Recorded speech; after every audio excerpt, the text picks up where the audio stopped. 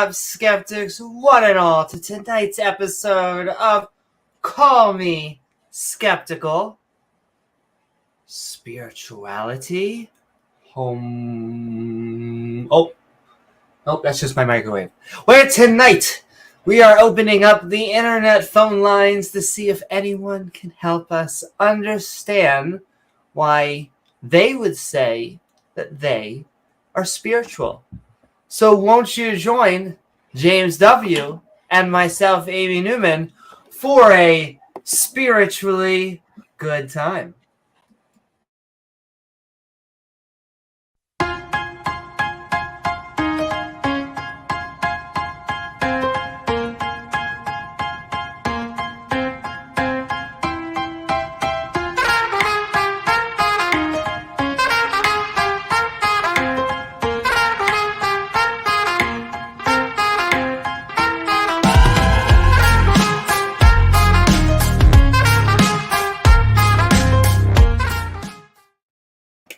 Woohoo!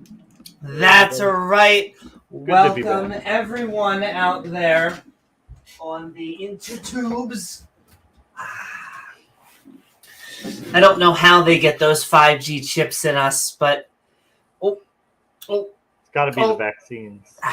There we go. I finally locked in. Exactly. You just got to get your Bluetooth. It's a little wonky, but please don't forget to like, follow if you're out there on Twitch, or subscribe on YouTube, because then you'll gain access to that bell icon, which when hit to all will send you reminders to see our premieres, like our whole bunch of live new shows. I just gave James an idea that I think we're going to test drive for one of our new shows to get a live audience. And so we might be testing out more fun things for panel members, but also our live streams. What is up, everyone out there on the intertubes? I see Flum is tagging on. What is up? Hi, Amy. Bye, Amy. Gotta catch a few Z's. Well, we hope that we are tucking you into bed, or if we're on the other side of the world, we hope that you're listening to us while you sip your morning coffee. Either way, send in love, Flum. Send in love, Shane. Send in love, God Batman equals the square root of -1. And Batman, not Mr. Batman, that's his father. April Cox. Everybody out there, sending so much love. Everybody. The whole everybody. But tonight we are talking about spirituality. We're looking for calls that actually do not agree with our own. We do tend to be a bunch of two skeptic schmucks. However, this show is actually looking for all types of people out there. In fact, we like atheist, theist, skeptics, and science-minded people. Though if you think the world is 6,000 years old, that evolution is a hoax, or that the world is flat, well then, OG Willingers, you should call us right away. Tonight's housekeeping is, of course, sponsored by our lovely channel members, who you can find right down in the description below, with our evolving badge system that just accumulates with time. They think that's our god. Time. At least it's real. Indeed. But you see, like a black hole, which Amy might be familiar with, Amy also bends time to her will. You see, among other things, follow the universe's convention of time. That's just Well, you have to understand, the closer you get to an AV, the more time is relative. It's like, I'm sure there's a model somewhere. Time is relative to the girl deck. It exactly. It has that effect of warping space-time. It's true. And they say the further down the girl deck you are, the longer it gets to get back up. What were we talking about? Sending love to all of our supporters, all of our channel members, all of the people who sent in super chats, and of course, all of our Patreons at patreon.com/Amy Newman, including all of can't get wonderful... out of her hand, God. Won't let that pipe go. I know. I can't help it. Look, it fits. I don't know. It's like it was made to be here, created, you could say, to just wrap that hand around that pole. Does it remind you of when you're holding something else? It does. It remind you of anything else down there, guys? Iron, Gavin? No. Yeah. But we are sending love to all of our supporters, including Oz from the Atheist Network Group. Sending love to Oz. He was just doing a fantastic. He did a double-decker stream on just sending love out to the Tang Gang universe as we are connecting atheists, but also and sending love also to the Queen of Production, helping do it, Jena, but also that Oz had a great conversation, I think, with Rage, with Knock, and I would just say the whole takeaway from that is that, a healthy skeptic is a good skeptic. As long as you're having fantastic conversations and we are supporting each other as brothers and sisters in this world, I don't think we could ask for anything more. I like to think of ourselves also as big tent as possible. I think we have many agnostics. We are agnostics ourselves, but people who just label themselves as agnostic as long as atheists, but also I think deists, pagans, metaphorical theists that know that science is true. So just sending love. 2 scoops extra. Send love, atheists. Just remember, philosophy is bullshit. Well, see, and so, yeah, I would say there's only one good reason for philosophy at this point. And that is, and this is, once again, this is just my opinion, for counter-apologetics. It is basically the tool to detangle all of the old tools that have been nonsense throughout. But yes, it's not like philosophy has made any grounds in thousands of years. It asks deep questions to kind of get your noggin thinking. But beyond that, science is really where the game is right now. To even ask what has science done in the past, you don't even have to say 1,000 years. How about 500 years? 100 years? 5 years? Yeah, I think we'll go with science. But I mean, once again, we should all be learning. Well, that's why they want to put science. They want to put science under philosophy as. I thought you were going to say under the sea. Philosophy, but anyway, yeah, it's. Yes, no, that's one of the taglines. They try and do like almost a shifting of that. Is they say, well, science really is a philosophy, and actually, I would say that science came from philosophy, and now you kind of use philosophy and hypothesizing, but science is no longer just philosophy. Science is really a process of really trying to verify each other. But it's another way for the theist to sound technical. Sure. About stuff that's not even real. That is the other thing, conjecture. Is that that so much of the language is just so jargon filled that to a layperson's brain, they're like, look, I get that it's English. All the words they're saying are 100% the language of my mother tongue, and I have no idea what they're saying.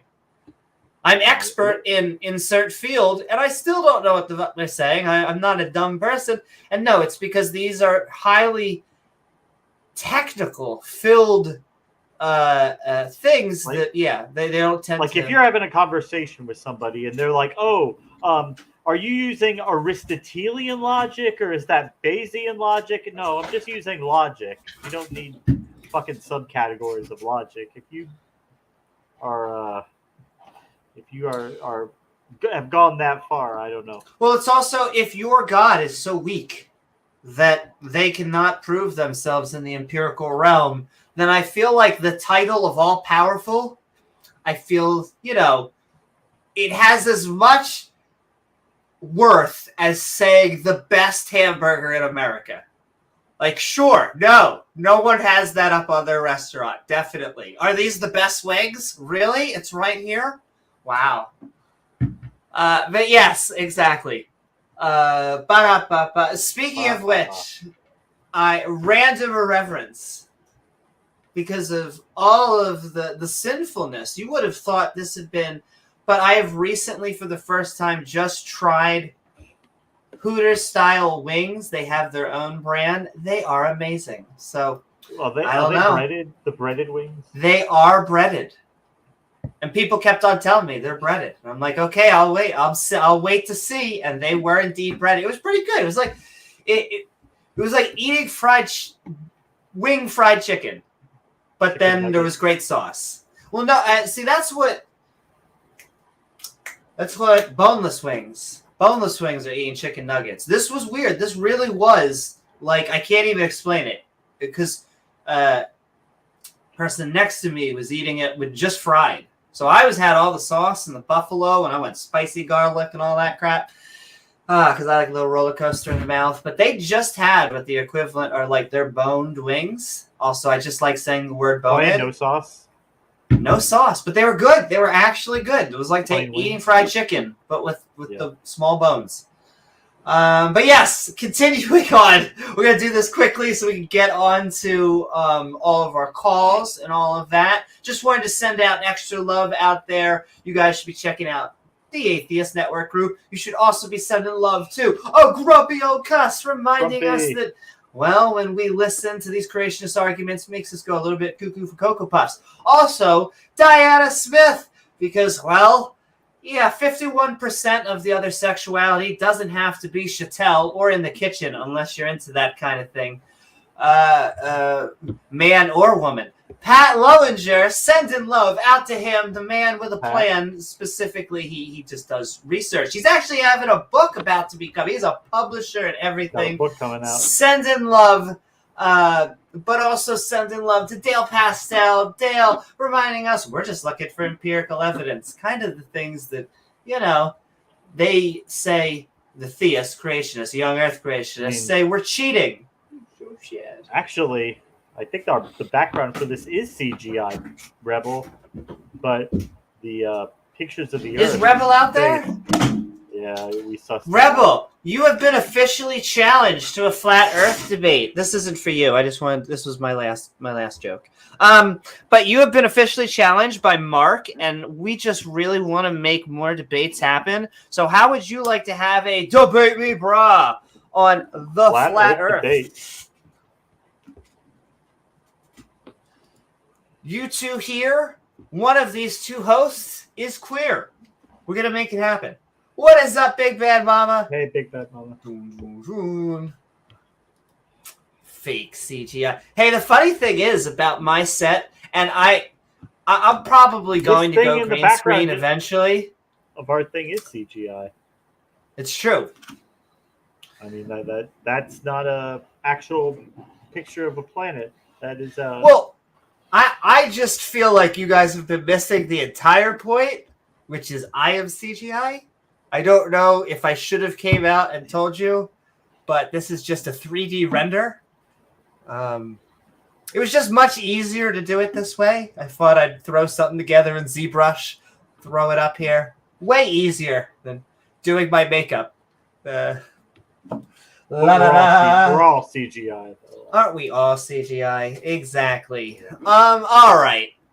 Sending love out to Dale and Dave Gar. Speaking of which, we're speaking of a thick Earth. I'm having an artist draw up a thick Earth emoji. It's fantastic. Look, you gotta love the curves. Respect the curves. Sending love to Dave Gar. You can't deny it. You can't deny it. Try it. Scott Duke. Sending love to Scott Duke. Sending love to Scott. Sending love to Hyenas. We kind of need to do a PR campaign for them ever since Lion King. But sending love to Answers in Atheism. I was just watching. He was going after Sal again. Sal's a fun guy, even though we disagree with almost everything he says. He supports Cindy. Can't hate him there. But he does say a lot of silly things. I had the genetic entropy and all this stuff. Smart guy. But sometimes, I forget who once said this, but sometimes the smarter you are, the better you are at rationalizing the few silly beliefs that you do have. Sure. Sending love to Dave Gar. Scott Duke. Rejos. Sending love to Rejos. We opened up cracked open a new book. Well, Rebel's not accepting the challenge. He's not. Globers are insufferable. I can't debate someone that doesn't agree with what the word level means. Oh, my goddess. Okay. Well, do you want to debate, Mark, in another subject? You're a Christian. We're looking for more debates. So unless... oh, my God. I could take that in two different ways because, there's, the Mean Girls side of me, the Back to the Future. Are you calling me chicken? But no, I understand. You don't have to debate everybody. Mark's a nice guy, though. I don't know why you wouldn't want to debate him. But if you pick a subject, I'm sure we can figure that one out. What's up, KCA? What is up, Titan Uranus? Did someone say planet? Why, yes, we did. It's always good to know that Uranus is a very gaseous planet. It happens. But, when you're married, you're just used to that. You forgive your partner. What are we talking about? It happens. We're talking... Exactly. What is up, Michael Smith? What is up, Winston's mom? Sending so much love. But sending love to the wonderful, fabulous, amazing. We're sending love to Rachel Holland, reminding us that, That's right. Consensual slavery, kind of kinky. Non-consensual slavery, well, you end up having wars that are less than civil. Oh, silly. But yeah, sending love to Rachel, sending love to Senator Cato, reminds us the separation of church and state really should be the first priority for all of us. Doesn't matter who we are. Can we debate that Batman is real? I mean, I don't know who would take the side that he's not. So, I mean, that'd be a waste of time to have that debate. I just was listening to T-Jump was interviewing someone the other day who believed in the Jedi philosophy, and once again, he was an entirely respectable human being. It's just he sounded like me when I joined the conversation, just trying to explain any type of lore of any type of role-playing fantasy or sci-fi story, but it was just please, either don't think that this is true, or does this sound any crazier than any of the Christians or the Muslims? My emotions were so split. But it's just well, you have to understand, in the Battle of Hoth, it's because T-Jump was asking him questions well, do you think that the Jedi Order could have done something differently? And he was answering them very seriously. And I was just so split as a horrible geek.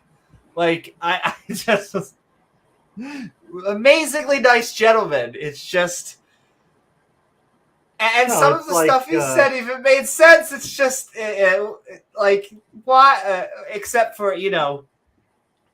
Oh, when Trekkies, when we get into debates about who is the best Star Trek captain. And you have to stop and back. And we're talking about these people as if they're real. Well, it's I could take wisdom from why does God need a spaceship? That entire skeptical line of thinking, a great moment in TV history, as well as just a fantastic quandary that we should be asking about any God who asks for very specific things from a spaceship up to what we put up our butt. These are generally the questions we should be asking. I don't think that story actually happened. So the only use that you can get out of it is if you take it metaphorically, because once you start thinking it's literal, it's like we're talking two different ball games. It's the difference between, wow, that movie was great, and what can we learn about it? And oh my God, I can't believe that the Galactic Federation really tried to destroy the Glaccolons. The Glaccolons are amazing. Remember but that clip I showed you from Galaxy Quest? Maybe, because I love Galaxy Quest, but I think I remember you sending me one. When he calls the kid on the communicator, and he's like, hey, and the kid's like, hey, listen, like, I know that it's just a TV show and it's not like real and everything. I'm not like crazy or anything. And he's like, it's all real. And he's like, I knew it all along. I knew it. I knew it's real. Yeah, basically. Any metaphorical theist out there, basically? I mean, we just want people to be nice individuals. Like I said, he seemed like that. He seemed, in a weird way, like I said, he was making better points than any of the Abrahamic religions. At the same time, that's not just difficult to do, though. Well, exactly. That low bar, and at the same time, we probably pass by a overpass and see a drunk guy asleep under a park bench. Chances are, what he's saying makes more sense than what the Abrahamic religions are saying. But yeah, basically, we can all make a better 10 Commandments on a napkin, and while drunk, high, and half dead, we could probably still do a better job. Did you hear the Flat Earth Society called for a conference all around the world? I did. It was amazing. That's right. James W. is the guy from James Bond who strokes a like Dr. Claw from Inspector Gadget. I wish they would make another an Austin Powers movie. Like Mr. Bigglesworth. Yeah. Mr. Bigglesworth.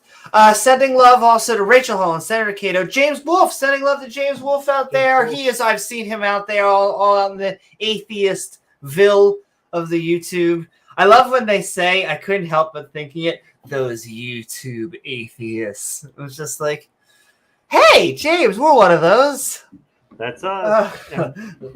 They embrace it. They use it as an insult. Just embrace it. All of the stuff that they use as insults are almost like they use reason and evidence, and you lack theist.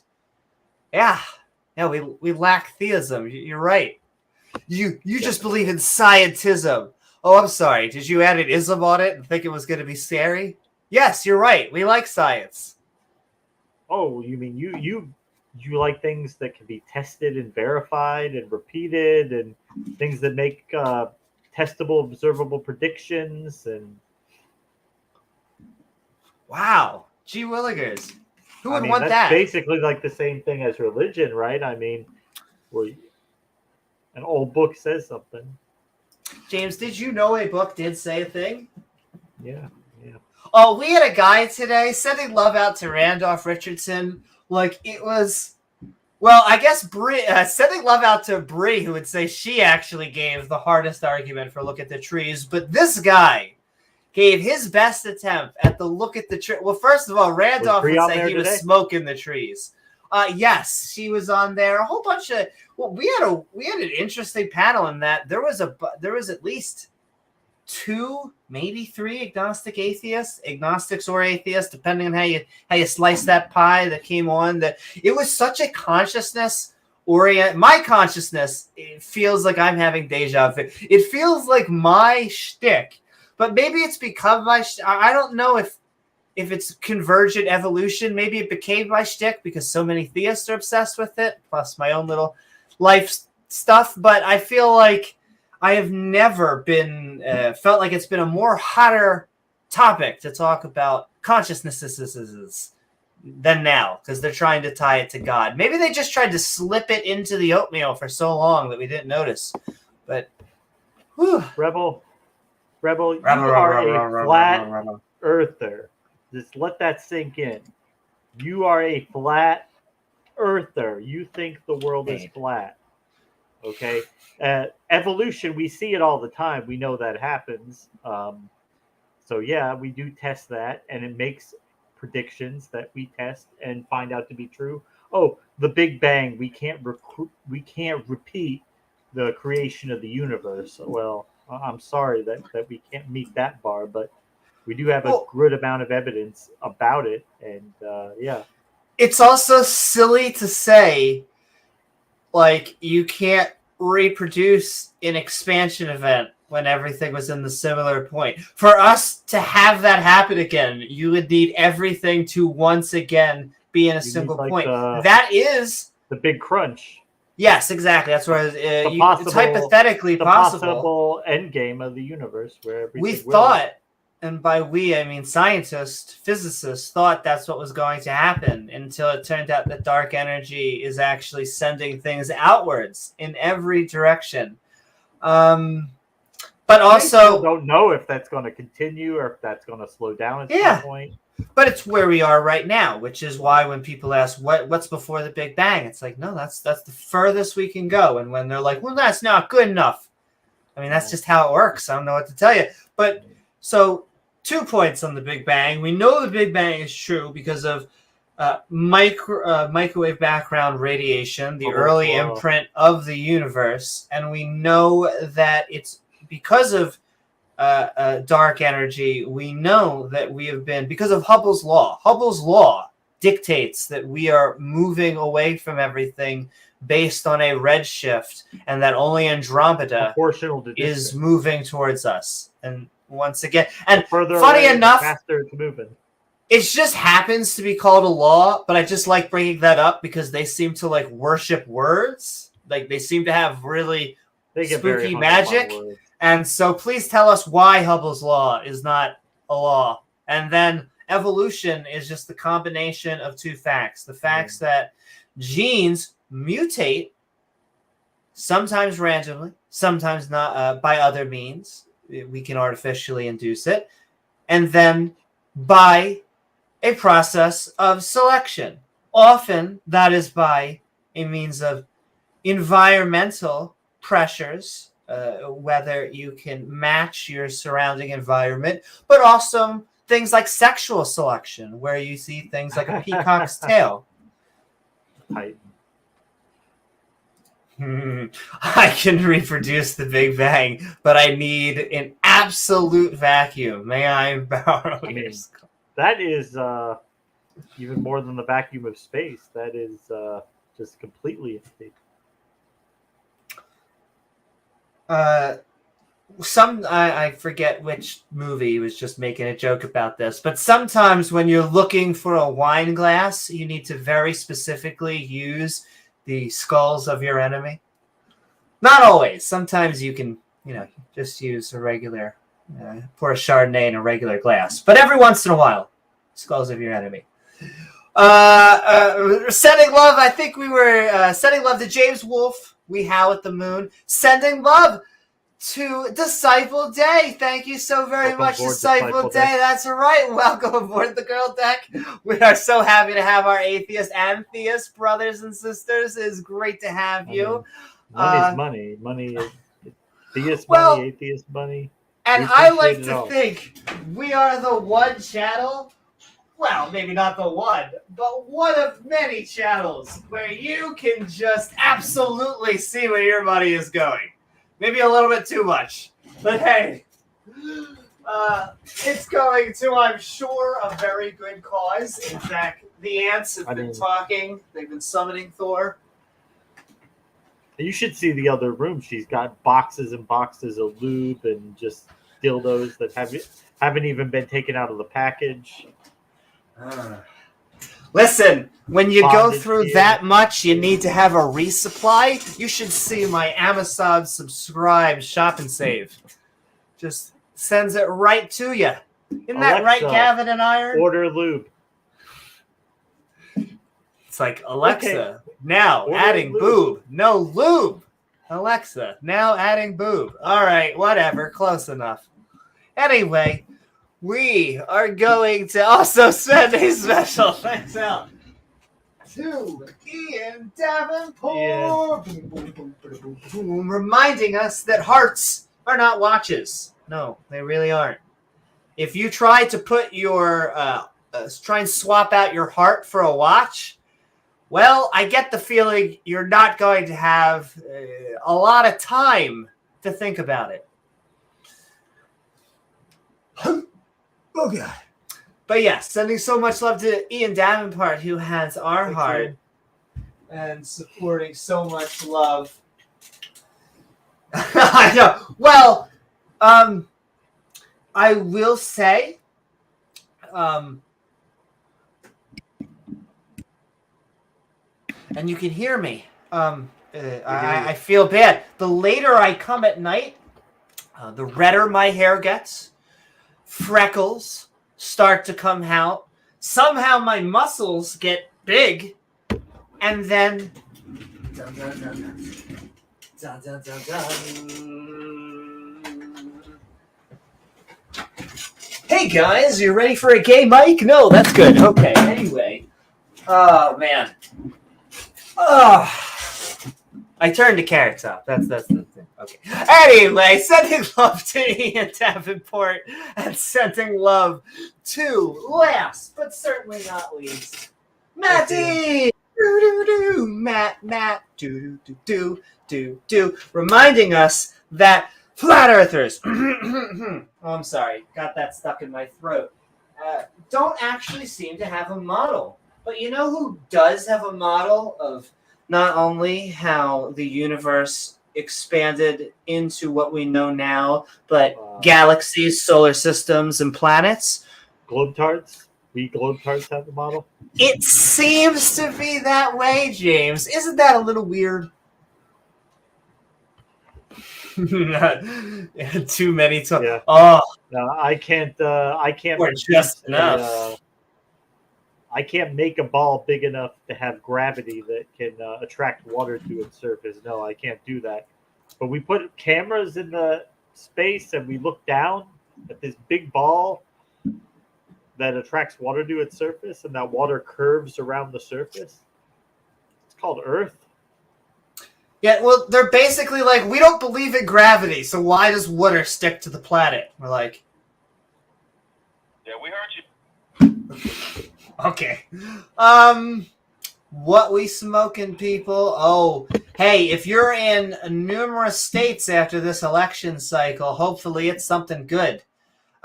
Interesting, this is the last thing I'll say about Carrot Top, and then we're about to open it up to the open mic. But while he may not be trans, he often wears eyeliner. He is one of the guys that will partake in guyliner. Carrot Top. Oh. And let me just tell you, he was a fit guy in guyliner with long hair. There was a time, I get he started out where he was a nerd. He was pretty cute at certain points. Still is a little bit. So the haters be hating, but just saying, guys out there, if you get made fun of, sir, this is being recorded. If you are being made fun of by your guy friends for being a little bit too girly, go out, talk about it to a girl, and find a girlfriend. She'll like it a lot more than your friends over there. Woo! They jelly. Sending love out there to everyone. What's up, Pure Aussie? What's up, Bubba Fett? What is up? We said, what's up, Upside Down? And everyone out there, I think we're about to open up the open mics. We've done our... That's right. Our due diligence. We are talking, in fact, we are calling me skeptical on spirituality tonight. We are trying to look for if anyone can help us understand why they would say that they are spiritual. During the open dialogue, feel free to keep on sending in your questions, comments, one-liners at James W. and at Amy Newman. Like, just right there. Like, what is up, James Wolfe? I always thought Carrot Top was a bit of a joke, or at best, a parody of himself. I've never sat through one of his sets, just saw him on the ads a lot. Can I tell you why Carrot Top is one of the best prop comics?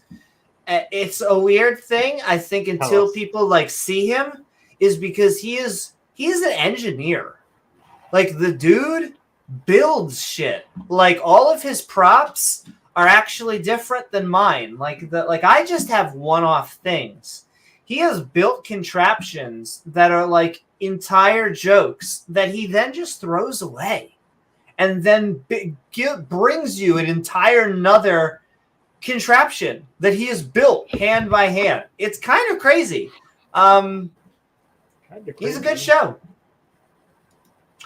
And so if anyone goes to Las Vegas, please take his residency up. He's an amazing human being. Boo-doo-doo. But with that, I think we're going to do it, James. Our bodies are ready. We're sending the StreamYard. Any prepared remarks? I don't. Sometimes you'll start and then you'll realize you forgot to do it, but I didn't know. This time I was working on a whole bunch of stuff. I wanted to get our new, working with Gizmo to get our end video, as well as I had to redo. I was supposed to post the episode of Skeptic on the Street last night, but I have now edited all 3 videos, but like the one I edited, I lost the ability. The original one, the atheist Kelly. I think I have since got a better process of editing, shifting between the 2 camera positions that I wanted to set up, and I lost the fucking file. So now I am just I'm at the very end. It'll be another day. But ladies and gents, please look forward to the first episode actually premiering. It's coming. And once again, sometimes you have to take a pill for it to get up and get there, and you keep on working at it. But eventually, with a lot of love and a little bit of help from Pornhub, you get there. Let's sending love. Clovis Mix sending so much love. A $2 super chat. Thank you so very much. And I am just going to put them Make it rain. Here. There we go. Thank you. And then, of course, like James says, we got to make it rain. There you go. Thank you so very much, Clovis. We'll come in with a broom and sweep all the cash off the floor. There you go. Well, what do you think about spirituality? We might as well just talk about it while we have it up. Let me pin it. Well, okay. And so spirituality can be, in my view, viewed in 2 different prongs. I would say you have a religious spirituality and what I would call a more secular spirituality. I still may disagree with it, but we'll get to that. Let's start with, I guess, the traditional, the bone-id spirituality. And so, it is this other natural world, this dimension. Well, that would be the spiritual world. Actually, I'm jumping the gun. The spiritual, in my opinion, seems to be something attached to like a soul, a mind that would not have a physicality, that there is some sort of ghost in the machine, that there is maybe a transcendence, the natural world.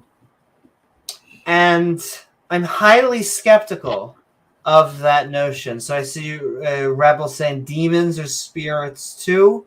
So, they're in that same category of things that don't exist. So, And that would be so.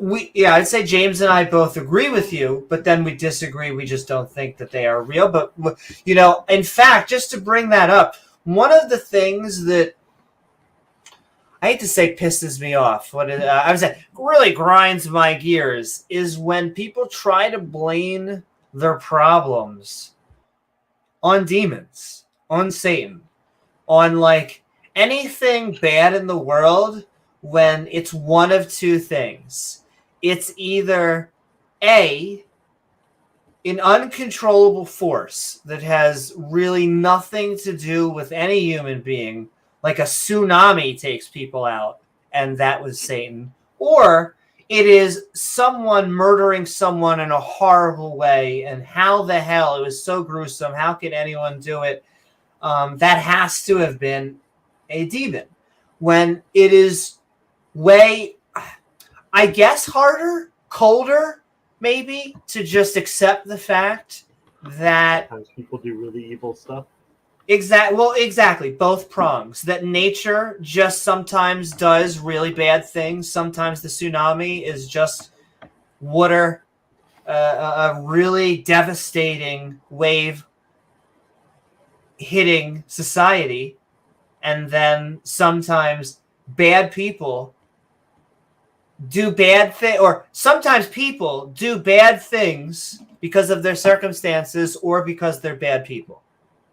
Oh, it's like so.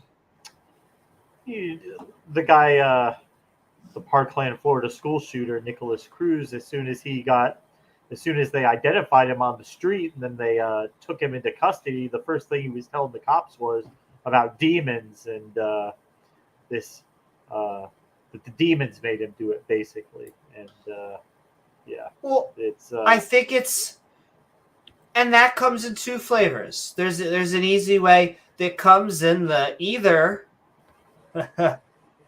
they are using it towards their own means, which is easy for us to say, or I would say that it could be a delusion or a mental illness in which case then we shouldn't make fun of it. We should just, not agree with them, but help them and seek help. So I think those tend to be the two main buckets. The BTK serial killer, Dennis Rader, who was an avid churchgoer in his Lutheran congregation, he also said that he was possessed by demons who made him kill people. It's actually not all uncommon. Happens at least once or twice a year that a parent in the United States will murder their children and say that either God told them to do it, they usually get off. Nine out of 10 times they get found not guilty by reason of insanity. They go to a mental institution, and usually do the. Well, that's one of those things where usually you're not even wrong. Yeah. Well, first of all, that's one of those where they're not even wrong. They probably are insane. However, they might be. That is not an excuse. It's a fine line to walk. I do want to actually, though, I want to, on a lighter note, speaking of devils, so Clovis Mix for another $2 super chat. Thank you so very much, Clovis. But they're saying the Prey for the Devil movie was garbage, and so I have recently saw that too. It definitely is not going to win awards, and it was just mild at meh. Is Satan happy with his portrayal in it, or does he think it was? First of all, when I first saw the trailer, I was like, they're making another Exorcist movie? And then the funniest thing about that movie to me, which I don't think is the vibe that they were going for, was just how serious. They treated the Catholic Church like it was it was cross between an FBI, MIB, organization trying to take down demons. It's an official. Yeah, they had a scene where they're trading like priests, and they're like taking out their crosses, and like they have like the woman, and like it's almost like a Fight Club scene where like only one priest is going in at a time, where the other ones are watching. He has like his holy water, and of course the demons like gonna throw them around and shit. Like they'll show them like levitating and doing all these things we hear that demons do, but we've never actually seen. Oh yeah, no, exactly. Like the highlight scene, and I'm sorry if I'm spoiler warning, but it's not exactly a highly rated Rotten Tomatoes, so I feel like I'm not Oscar ruining anybody.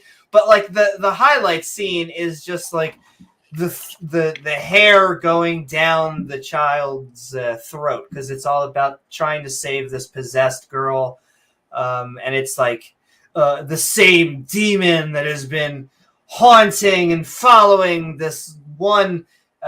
It's almost a feminista movie there. This is why like it almost will make almost none of them happy, Emily Rose, because I was gonna say, I was like, are they making another? Are they gonna get sued by The Exorcist?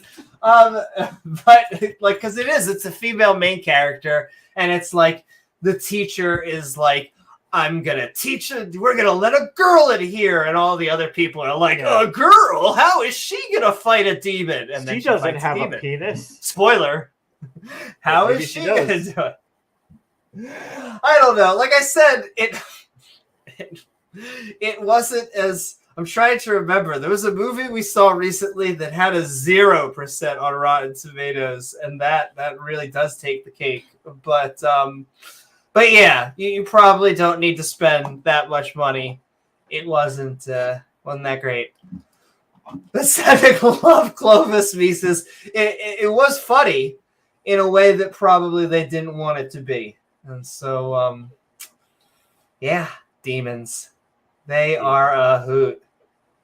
Whoa, where's Bahamut? Bahamut. This is really Bahamut Jr. He's trying to become a full Bahamut, but he still has a while to go. He'll get there. He'll get there one day. Exactly. He hasn't had enough sacrifices to him yet, but exactly. James, there's already souls of the damned that you can eat per day, but he does what he can. Well, you know, I tend to think that spirituality, to me, it's kind of the same scam as religion, the same empty promises and false hope that just never seems to materialize. And instead of people giving their money to pastors and prosperity preachers, they're giving their money to psychics and tarot readers and crystal hacks and all these other people who are it's the same scam, just presented in a different way, that we have any access to information that is beyond the normal realm of human. Indeed. So I would never not want to have psychics and all of these things out there from like a market perspective. I want everyone to be able to do whatever they want. But it does metaphorically break my heart whenever I see someone go into a psychic and spend money on basically. I don't think we have to allow scams just because some people make money off of it. Well, so that's a good point. Would you? Because I've never thought about it that way. Or would you shut them down? I mean, I don't think we're at that point yet, because we still have churches open and they're running the same scam. But I think one day I would like to see us be able to evolve to a place. I would like it. Just don't have any need for that. I would like it to be where there is not a market for that. Like, I just want people. I wish we were so skeptic as a society that people just saw that as a joke, because most people now will just say, I totally believe it. It's a joke. No, what is she telling me? No, what, really? Oh, really? A hamburger? I'm going to eat it when? Okay, yeah, okay. It's funny on the... what is up, Command Cyborg? the Kimball channel he started. He was calling psychics the other day, and just I think it's great because if they're on the phone talking to his soundboards, that is people who would legitimately try to call and give them money. They can't because he's taking up their time. Of course, the psychics on the phone, they're like, do you have Cash App or Venmo, or how are you going to send me the $60 for the 10-minute reading that I'm about to give you? I have just recorded a 1-minute soundbite of me trolling someone. I almost want to play. If I'm thinking about making a string of them, and so maybe I'll collect them and save them. But I forget what it was. But I made this guy speechless in a minute, and that's all I'm really trying to do. I've been telling people recently that I'm the FBI, and I think that I have like the tagline down that when you say it with confidence, it just scares them, which is fantastic. Mm-hmm. But we are calling me skeptical. We are talking about spirituality. And I'll tell you, come on now. What will happen? We're gonna rant, I think, on this for another hour. I could definitely feel it on just ourselves. However, if no one does call in, we may wait a month or so and then do this exact same topic, titled a little bit differently, trying to hook in more. Whoa! But Clovis Maxis for $5. Why can't we get those demons and learn their levitating skills? Whoa. Because that's some anti-gravity stuff. Immense power. At some point we probably should take on some of those channels out there that are purporting to teach people how to conjure demons and talk to demons, and because that's just as wooey and crazy as absolutely anything that's going on at the church down the street. It's just equally as dumb. Dum. But yes, I couldn't agree more, Clovis Maxis. We need to get that anti-gravity technology. So we need to be talking with these demons. And thank you so very much for the support. It's funny because, the Catholic Church, they used to claim all the time that certain of their saints had the power of levitation. And you can read in the history books, certain saints were recorded in history to fly around in their cathedrals, Superman style. Now, all this happened prior to like the 17th century. So not today, not since the advent of photography. You can never see a picture of a Catholic saint flying around in the cathedral. No. But before we could take pictures of it, it really did happen back then. Trust them, it really did. You would have a lot more people at church if there were flying nuns, flying rabbis, an imam just like hovering over the mosque. I feel like they'd get a lot more people in there. But it wasn't Jesus. Definitely. He was kind of defying gravity. That's what that whole... There's something going on with that walking on water shtick, right? Yeah. Probably just had... I mean, I get that he probably... didn't break the surface tension of the water. But wouldn't just like sandals with stilts make a lot more sense than he broke the laws of physics? That's just me. I'm just saying. But like maybe he did. Wooden boards put like an inch under the surface of the water, like a small dock. But no, that would never convince people from the Iron Age.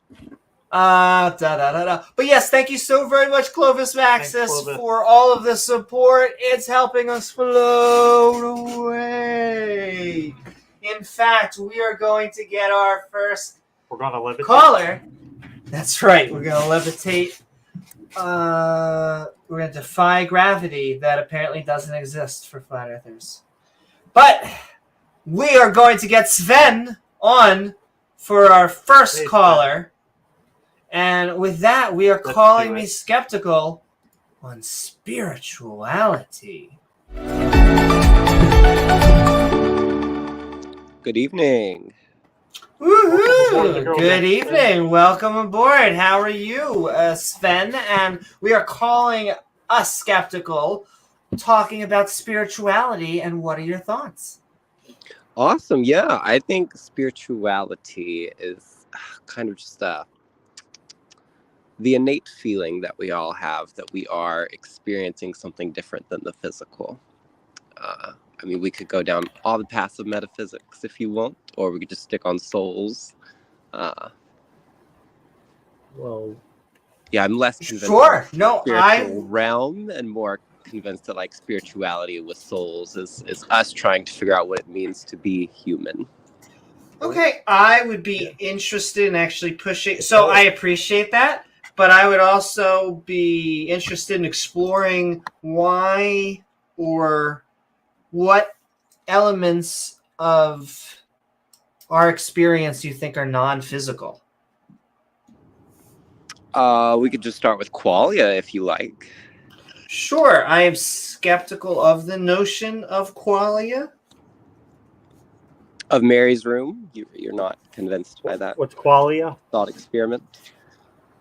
Qualia is that you can't teach someone what it means to experience red. Like looking at red, you can never mathematically explain that to someone. And so you could never teach Mary how to see red if no matter how many books, no matter how much she explores it.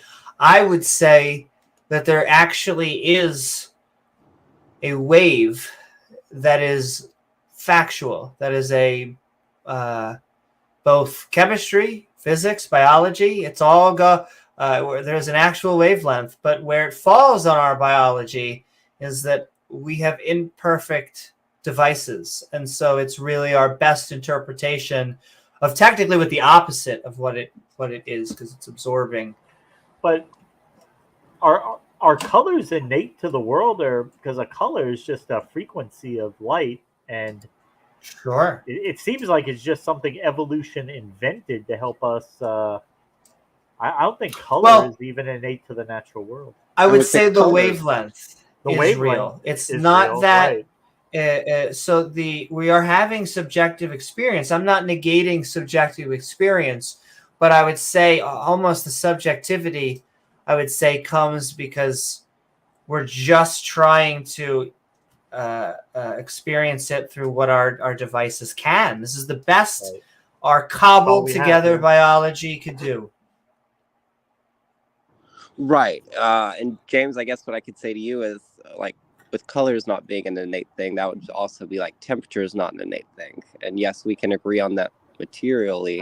But what qualia is that even though temperature is just the speed at which particles are moving, there's something for a human to experience different temperatures.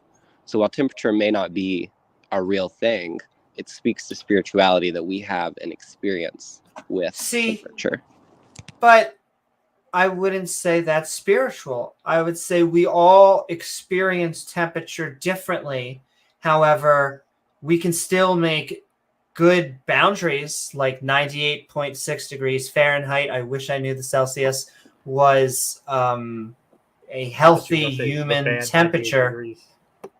Also very good. But we can tell when things are going to be on fire, when it's going to burn our skin, when it's going to freeze our skin. So although the sensation becomes a little bit murky when we're actually in homeostasis and just sensing things, they still have very physical boundaries that, Well, yes, we are going to experience physical boundaries because our souls exist in a human being that's in the human physical, or that's in the material physical world. So there will always be physical boundaries to whatever we're discussing that our souls are experiencing on this universe. So you use that word souls because Daniel Dennett, although he believes in qualia, he does not believe in souls. So what is your maybe definition or case for that word? My case for a soul, as in where, or not only where, but what and where. What and where?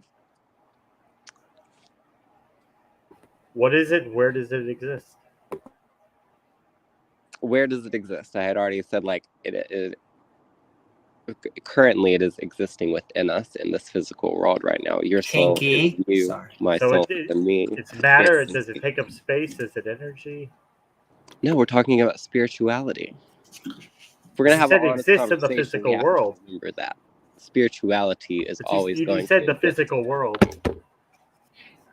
Yes, we are in the physical world as humans, and our But is souls the are. soul part of the physical world, or is it something No, outside it's the physical? spiritual. No. Okay. The whole conversation, spirituality. The soul is a Well, spiritual thing. And we'll see, so what is a soul though? It is an entity that it'll You're good. These are the toughest questions, or these are questions people have thought for 1,000 years. it's easier to describe its external factors than its innate essence. I don't think we can ever describe an innate essence of anything. So that's why I brought up qualia. It is the essence that allows us to have experiences versus just a physical world where it would be. See, but nature. that's why I still don't think that would be a point towards a soul, because the proponent of qualia is both he's three things. He's a materialist, an atheist who does not believe in souls. Okay, we could go away from experience and focus on knowledge if you prefer, like Plato's innate knowledge. Like we have to have awareness of the patterns that we're looking for, or else we would never be able to find any pattern. And I kind of brought this up with secular rarity. I'm not sure if any of you guys are familiar. Oh, love secular rarity. Amazing human being. His initial reaction was, it seems pretty mundane. But I don't think the mundane is an excuse to like not ask where it comes from. But like the world is in constant motion. So there is an infinite amount of patterns happening at one time. And there's something about us that makes us be able to pick up on certain patterns. Like everything has an infinite amount of things in common. It's things that make them different that really stand out. I agree with that at least the tail end. It's just what makes us different is our personality. It's just how we interact with, ourselves and others and the world around us. But I don't think that's supernatural. I don't think that we need a ghost in the machine for us to be special human beings or amazing or fantastic. I don't know let me ask it in like almost a complete opposite direction. And you could, if you found out tomorrow there was no souls, would that change your life? 100%. Really? Oh, yeah. In what way? If you could provide me proof that there's no such thing as a soul. Like what would you do differently? I would probably. I'm sorry, I didn't mean to make us like. I know. No, you could see my face go there. I don't want anyone else but to be really for me or anything. But no. I would personally not see any purpose to this world without a soul existing. That it's meaning and purpose. I appreciate that answer and that honesty. I would like to convince you otherwise, that even without a soul, the concept like a naturalistic world, there is many reasons to want to live your life, enjoy it, to really aspire and do well for yourself and others, to find meaning. I don't get what is it about a soul that grants your life so much meaning? It gives me an explanation for the world. What do you mean? It explains why things are so shite. Excuse my French. No, you're fine. But, like, you don't think there could be other reasons beyond a soul for why... This is now, it sounds like we're going into the problem of evil. Yes, love it. Well... It's a big problem. You know, that's funny how you bring that up. Because in agnostic, atheist, skeptic circles, we find that the arguments that move us emotionally and logically tend to be different than the theistic arguments. Not better or worse, I'm saying, but different. Because a powerful one in theistic circles seems to be the moral argument. That, because I think James and I, like, we would look at each other, and it wouldn't matter if God was evil or not. Like, if he came down, he or she, they, we'd be like, holy moly, this is the reality that we would have to deal with. But, like, so what is it about the suffering and morality? What is it about souls? Someone was trying to tie suffering to consciousness. Once again, shouting love out to Randolph Richardson and Taco and the all that entire stream. But help me out. I won't if you can explain your position exactly. Yeah, I'm not 100% certain how you wanted me to respond. If this goes off left field, correct me. But I go ahead.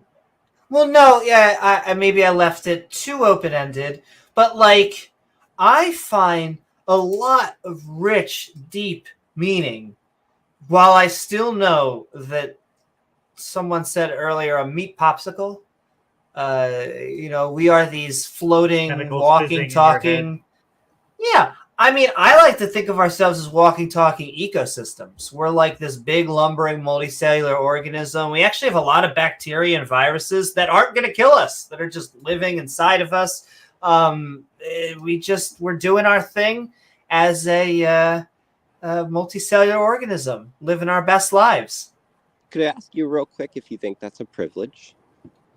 Is it a privilege? Because the hands that I've been dealt in life is precisely why, maybe precisely why I need the idea of a soul. So I have been handed, well, so let me separate that into two different things. Everything I just explained was not a privilege. Was I born with privilege?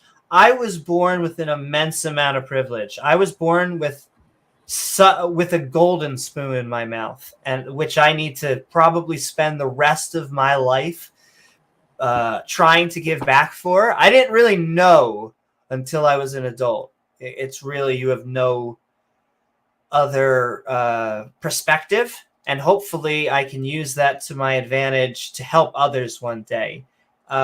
However, it doesn't matter if it's so good or if it's so bad. So with all that being said, I have now tried to look at it from the other side. You know, I am one of those people who prayed to God for their car keys and found them. And that was like one of the challenging moments in my life as an early child.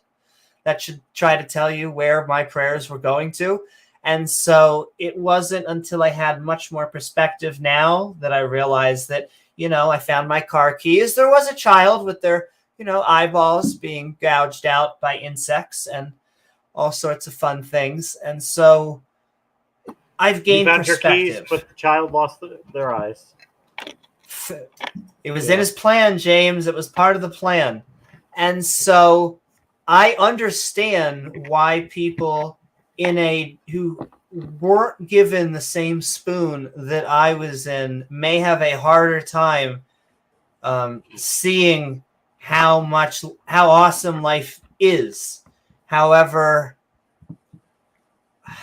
I have fallen in love with truth. I've fallen in love with the the notion that the only way to actually help people is by dealing with reality. And so if I want to help others, you can't do that by just wanting everyone to have a purpose or wanting it to all go away by a supernatural force. It has to be us. That was a lot of ranting. But yes. No, it was good. It was good. If I could ask a question, Sven, if the soul wasn't real, would you even want to know that, or would it be so earth-shattering to you that it would be possibly even destructive or harmful if you had to come to that realization? Would you even want to know?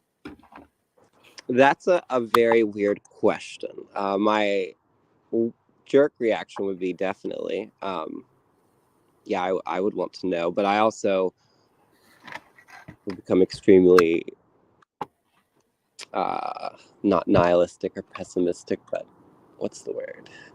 Extreme nihilism, in other words. Well, that's what often they blame us, if is that the prove moment that you become just that humans are shitty is the only reason that we're bad, and that there's no growing consciousness that is improving humanity, I would not want to exist among humans. So I guess in your way, it would be harmful to me. In my way, I think it would be helpful, because then I wouldn't be wasting my time with humans. Does that make sense? Well, I mean, from your I don't think you're wasting your time, but I mean, I get it from your perspective.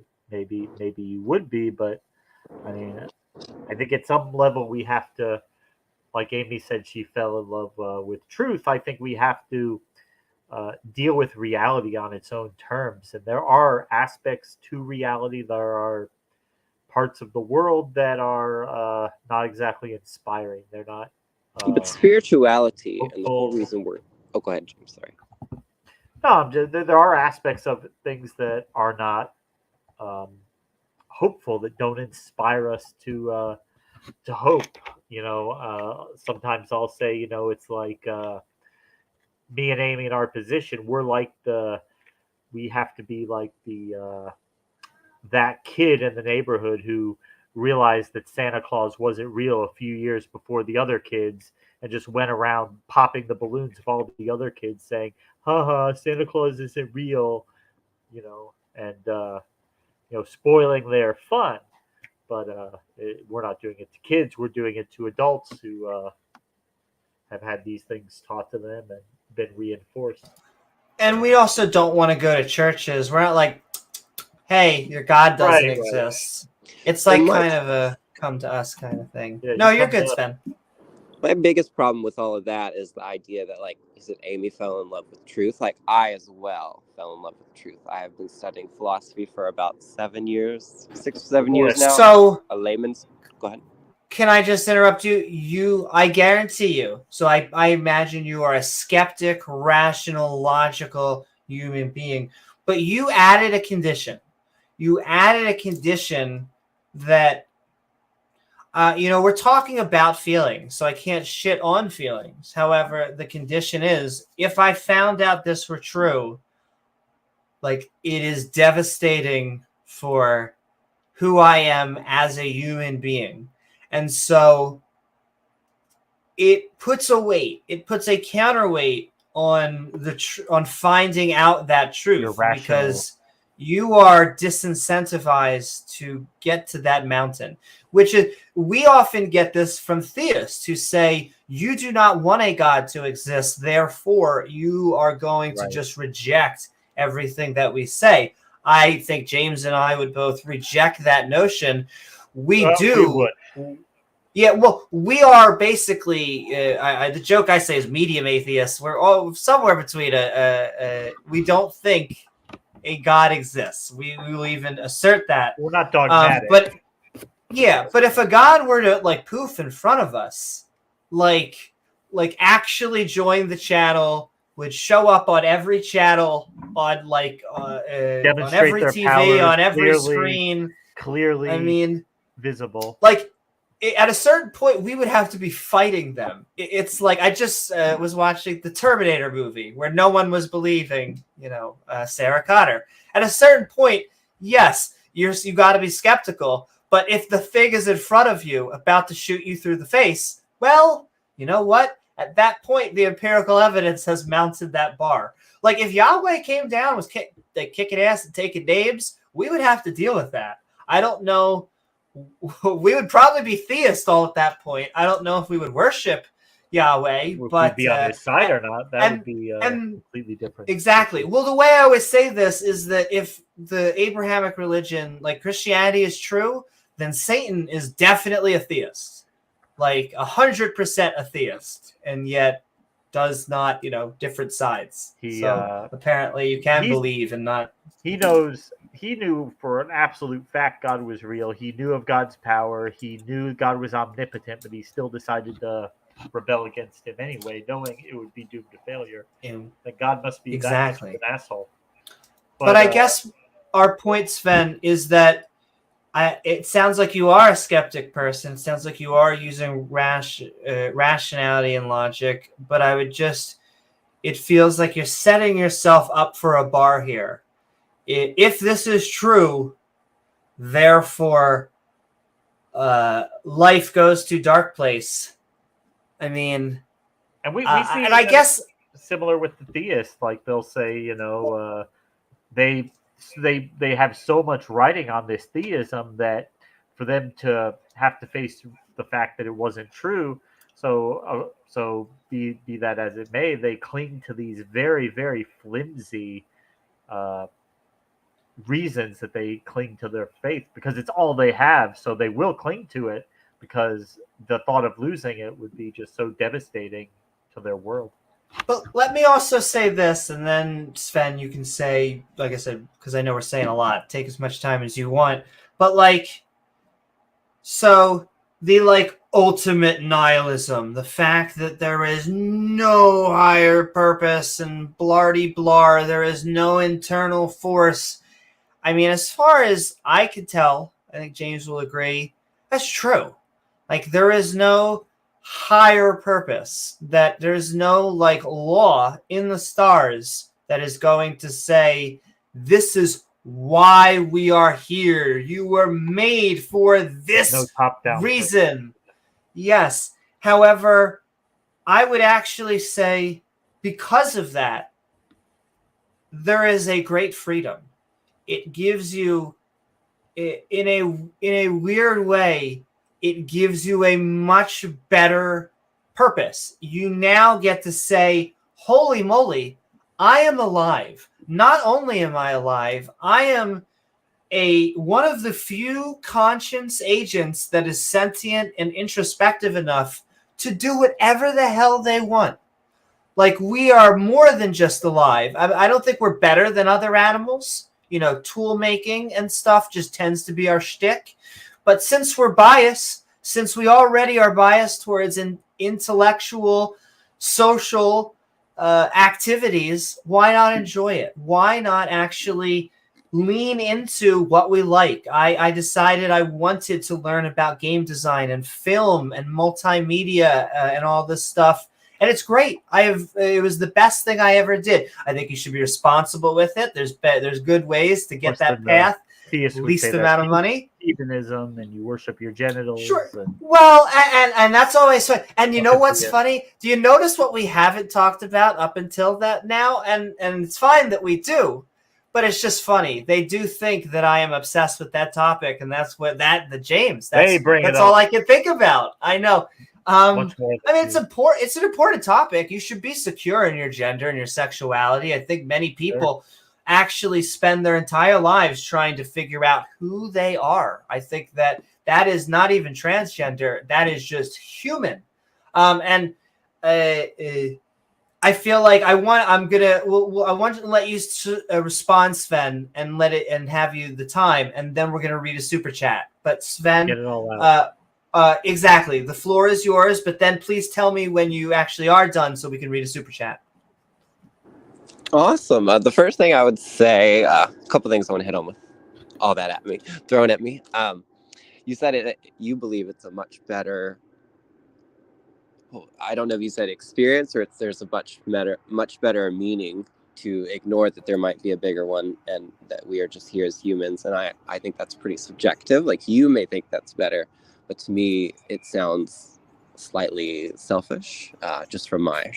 Can I just interject? Yes, please. I am trying to put a happier spin on what I think is the cold, uncaring truth. And see, there's where we have a huge. Not go to complete difference. You nihilism. think that there is like suffering and the cold, hard truth. I think that truth and wisdom are trying to escape the natural world of suffering. I don't think that suffering is living. Wait, hold on. No, that happens. But I have to understand that statement though, because it sounds. Can you say that again? Truth and wisdom are running away. Say that one more time. Are escaping the suffering that is the human condition or the physical condition. The knowledge that we come up with is a way to reduce suffering. And I think our escape from chaos, our escape to find order is part of the soul, like showing our souls growing.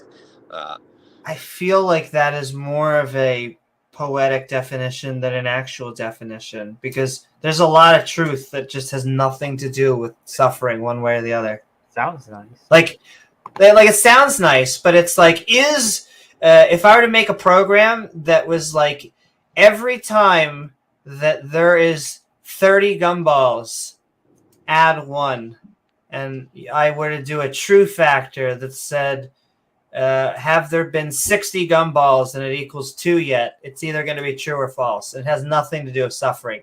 Even that program was more complicated than it needed to be. But, if I had a program that said it was just incrementing, and I wanted to do truth value when it hit 60, I feel like I could make that without suffering, no suffering. Yeah, mathematics is a great place to start if we've been talking about it since antiquity. Mathematics is, by definition, giving order to the world.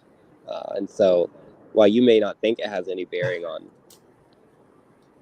I'm listening, I'm sorry. Gizmo sometimes likes to... Sure. Yeah, it was a joke.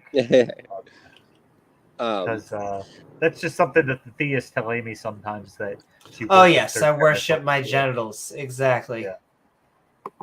But it's just so we like to mock them when they say really dumb things. Do you want to read the super chat real quick? I don't mind. Oh, sure. Praise the girl deck. Oh, God. I also, just because I know I saw. We have another friend backstage. I just want to say, and I'll read the super chat, and then we will go for another 10 minutes, Sven, and then we're going to get our next caller on. Awesome. But it's been actually. Yeah. Well, just let me read this out really quickly, and then we'll do the 10 more minutes. Clovis Meekix, why were born with a spoon, Amy? Was because you were a chosen one? It won't let me send this chat if I mention the ooze. Oh, okay. Oh, I got it. Yeezy thought he was the true version of, but now he is just sponsorless. Oh, I'm just teasing. Though Dave Chappelle was on fire on SNL last night. That was a good episode. But yes, we were built with silver spoons. And so, I just think it is important that you give back. Should statements are always hard to do, but we can all do it in our own different way, as long as we have a little bit of perspective of where we come from. And we all come from different places. We all end up the same place. And so sending so much love, Clovis. Mix, it's lovely to send all of the support and love that you've been sending us. We're sending it right back at you. And we'll keep on reading all of the super chats that you read up here. Some fun new props in the next few days. I know. I'm getting a chicken, I'm pretty sure, because I got to choke my chicken. I think we talked about that last time. I can't believe I'm a prop comic. Oh, is it? It's about 9 inches, too, and it fits up there if you get enough lube. But yes, thank you so very much, Clovis Maxis. Mwah. And I agree, Beamsy, that's right. Are you sure it was a spoon? Oh, my. We are only the animals that make 2 different types of tools. Send in love also to our Twitchosphere. And all right, I'm so sorry, Sven. Like I said, keep on. The floor is still yours. No need to be sorry. But where I think the difference between people who are invested in spirituality is like, to the materialist, you accept that 1 + 1 is 2, and we're like, great, that's mundane, that's simple, teach to kindergartner. But you actually have to go into philosophy to even know what 1 is, and to apply the law of identity as an axiom, because without the law of identity you can do zero mathematics. And so people who are spiritual are more interested in learning why does there exist a law of identity, whereas the materialists, you guys are just like, well, there is a law of identity. But the law of identity is a tautology. Everything is what it is. It's just basically just stating things so that we know we're not crazy. Because if everything is what it is not, what are we even talking about? But that doesn't mean there's not a reason that there is what it is. It is what it is. There still must be some purpose to humans being able to discover the law of identity. Depends upon what the meaning of the word is. I know, that's not. Yeah. But, and it's just in like, Bill Clinton. The atheist community loves to throw around the word salad, but all sentences are word salad, and we are getting to some really deep, profound topics. Well, I think we use the term word salad. I don't think we use it specifically when somebody's loading up a sentence with lots of highly technical jargon that they're trying to sound way more technical than they need to, because they're not really making good points, but they want to make it sound like they are. And once again, we're not saying like a walking, talking word salad of codons. Not saying you do this, but because I don't actually know what level of theist you are, but when it comes to young Earth creationists, there tends to be 2 different goals. The scientist wants to convey information, and the creationist wants to sound technical. And those are just 2 different goals. That's not always the case.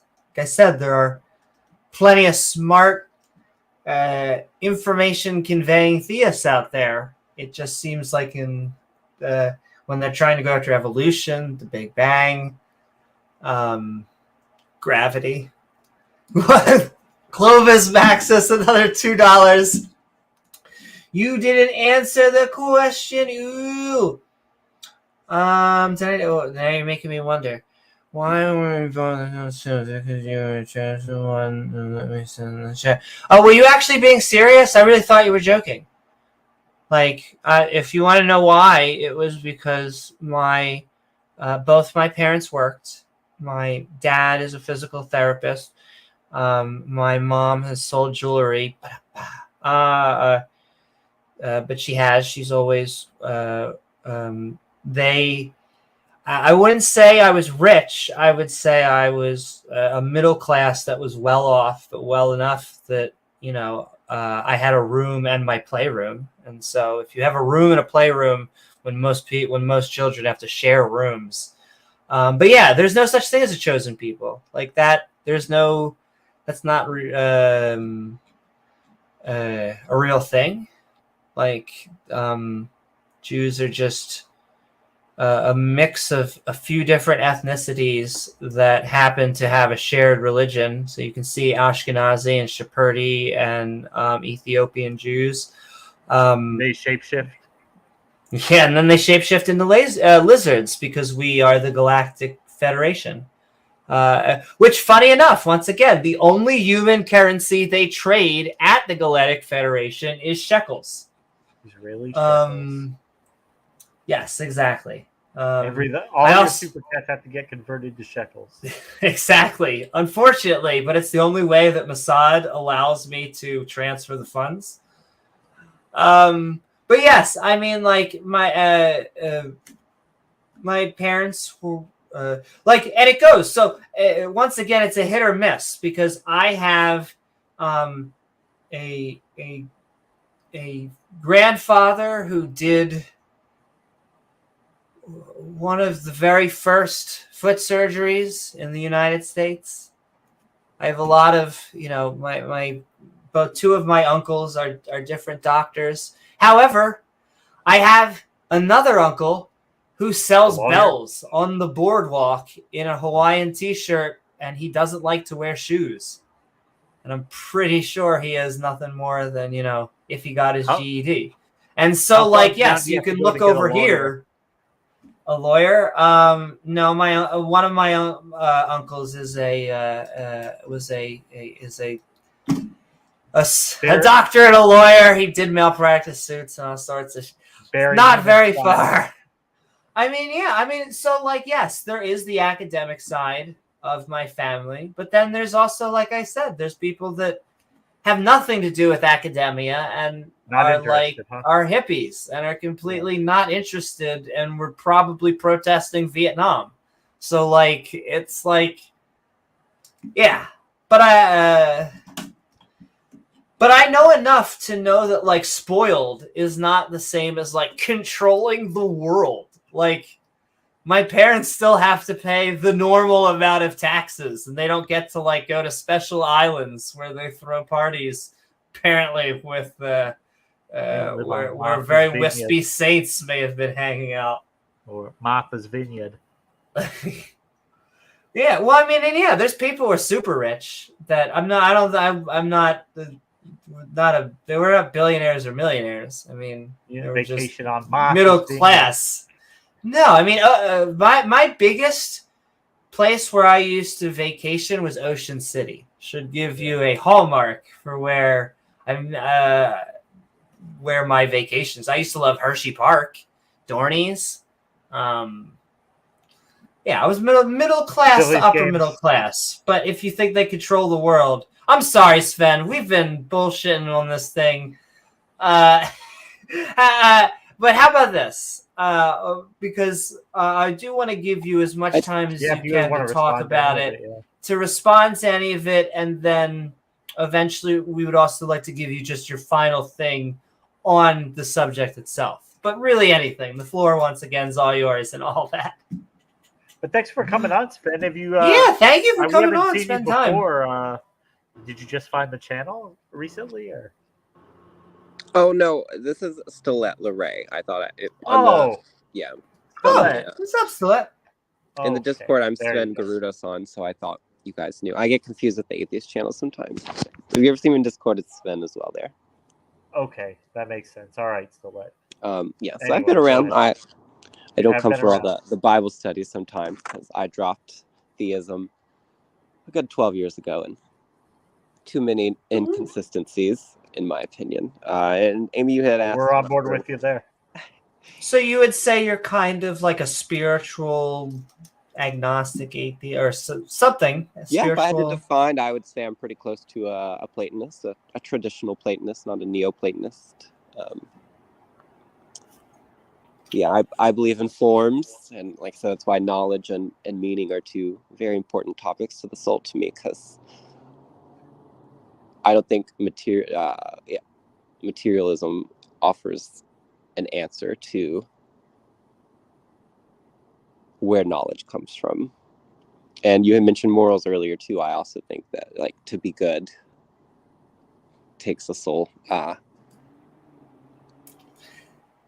Okay, this will be the last thing, and then I'll let you have the final sentence. If you found out there was no souls, you don't think you could be a good person? You think you'd just start stabbing away? Oh, no. I didn't say that at all. I think there are definitely moral, humanism. They're great. I think there are definitely different moral systems than just spiritual kinds. I don't doubt that. That's true, Titan. Sven Stilett, it has been wonderful having you thank on. Colette. If you would just like to have like maybe a minute wrap up on anything you would like to say about spirituality, once again, the floor is yours. Awesome. I appreciate you guys having me on. I think cognitive science, their research into robots and our inability to teach them very simple tasks, is a great example to show that humans, while we are machines, our brains function on electric electric pulses and everything. I think that the fact that we have to teach robots very, very basic things that seem mundane to humans is a good example. There's something going on more than just electric impulses going on. And I suggest anyone look into Platonism. It's pretty dope. Thank you so very much, Stilett. And Beamsy wants to try and convert you to the religion of worshiping that ass. That seems to be. Thank you so very much, Beamsy, for that. But Stilett, thank you so very much for being on and having that conversation with us.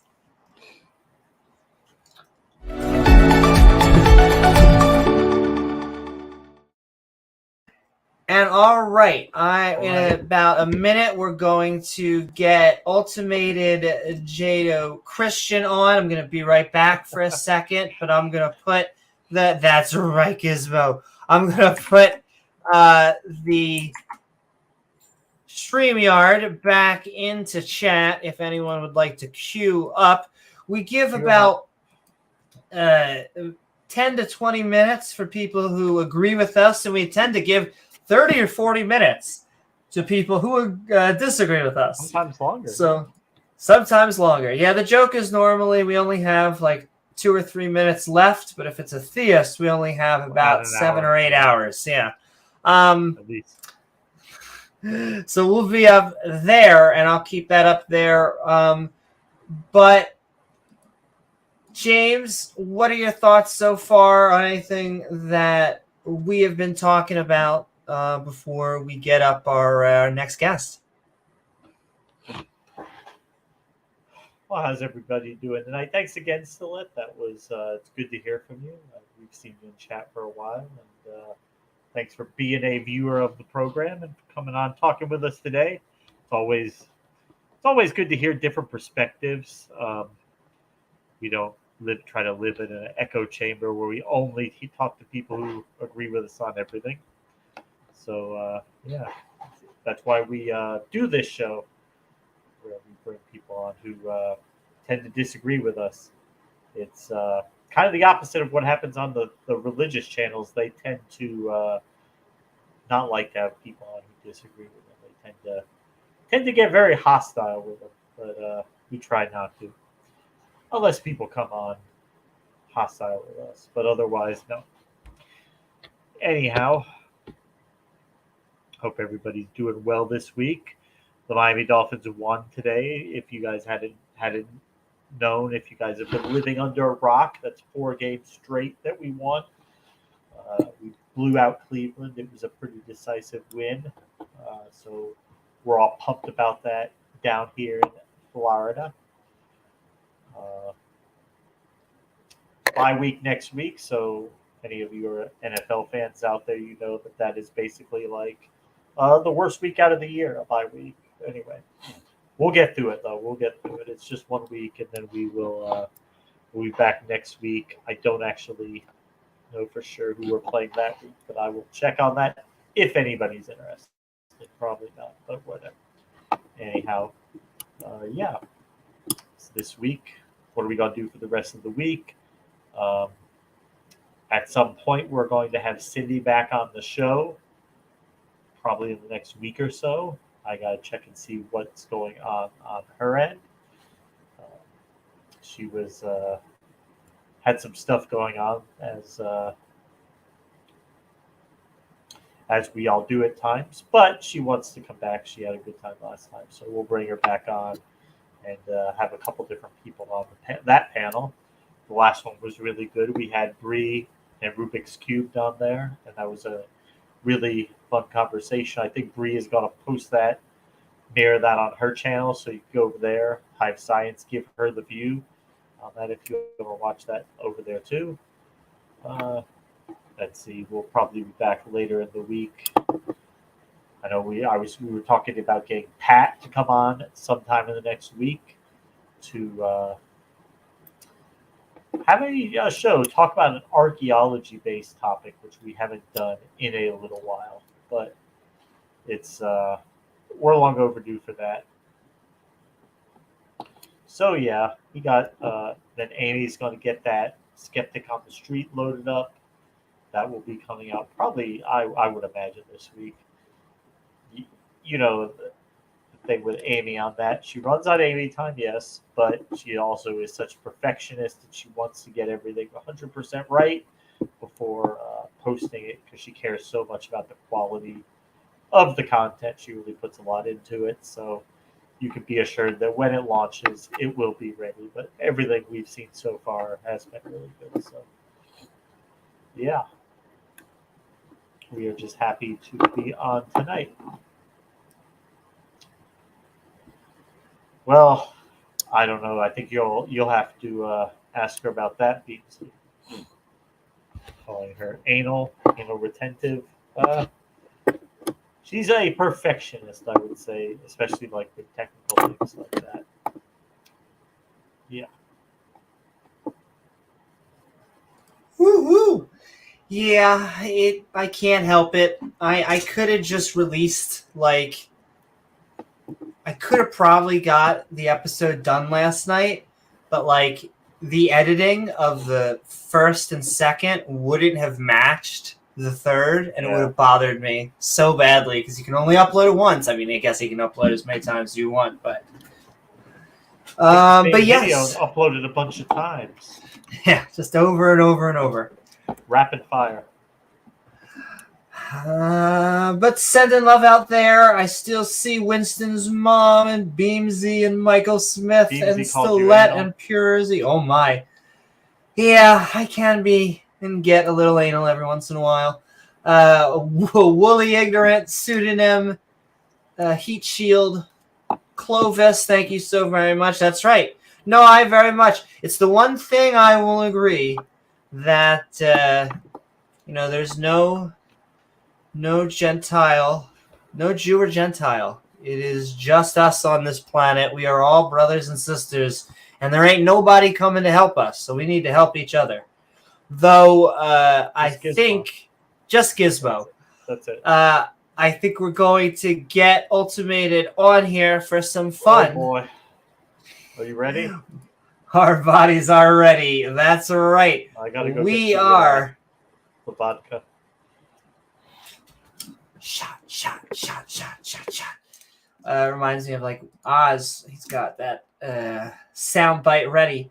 But yeah. Oh, speaking of which, I almost have my soundboard working. They finally got Stream Deck to work with StreamYard. But yes. We are calling me skeptical. In fact, we are talking spirituality. Let's get our second guest on board.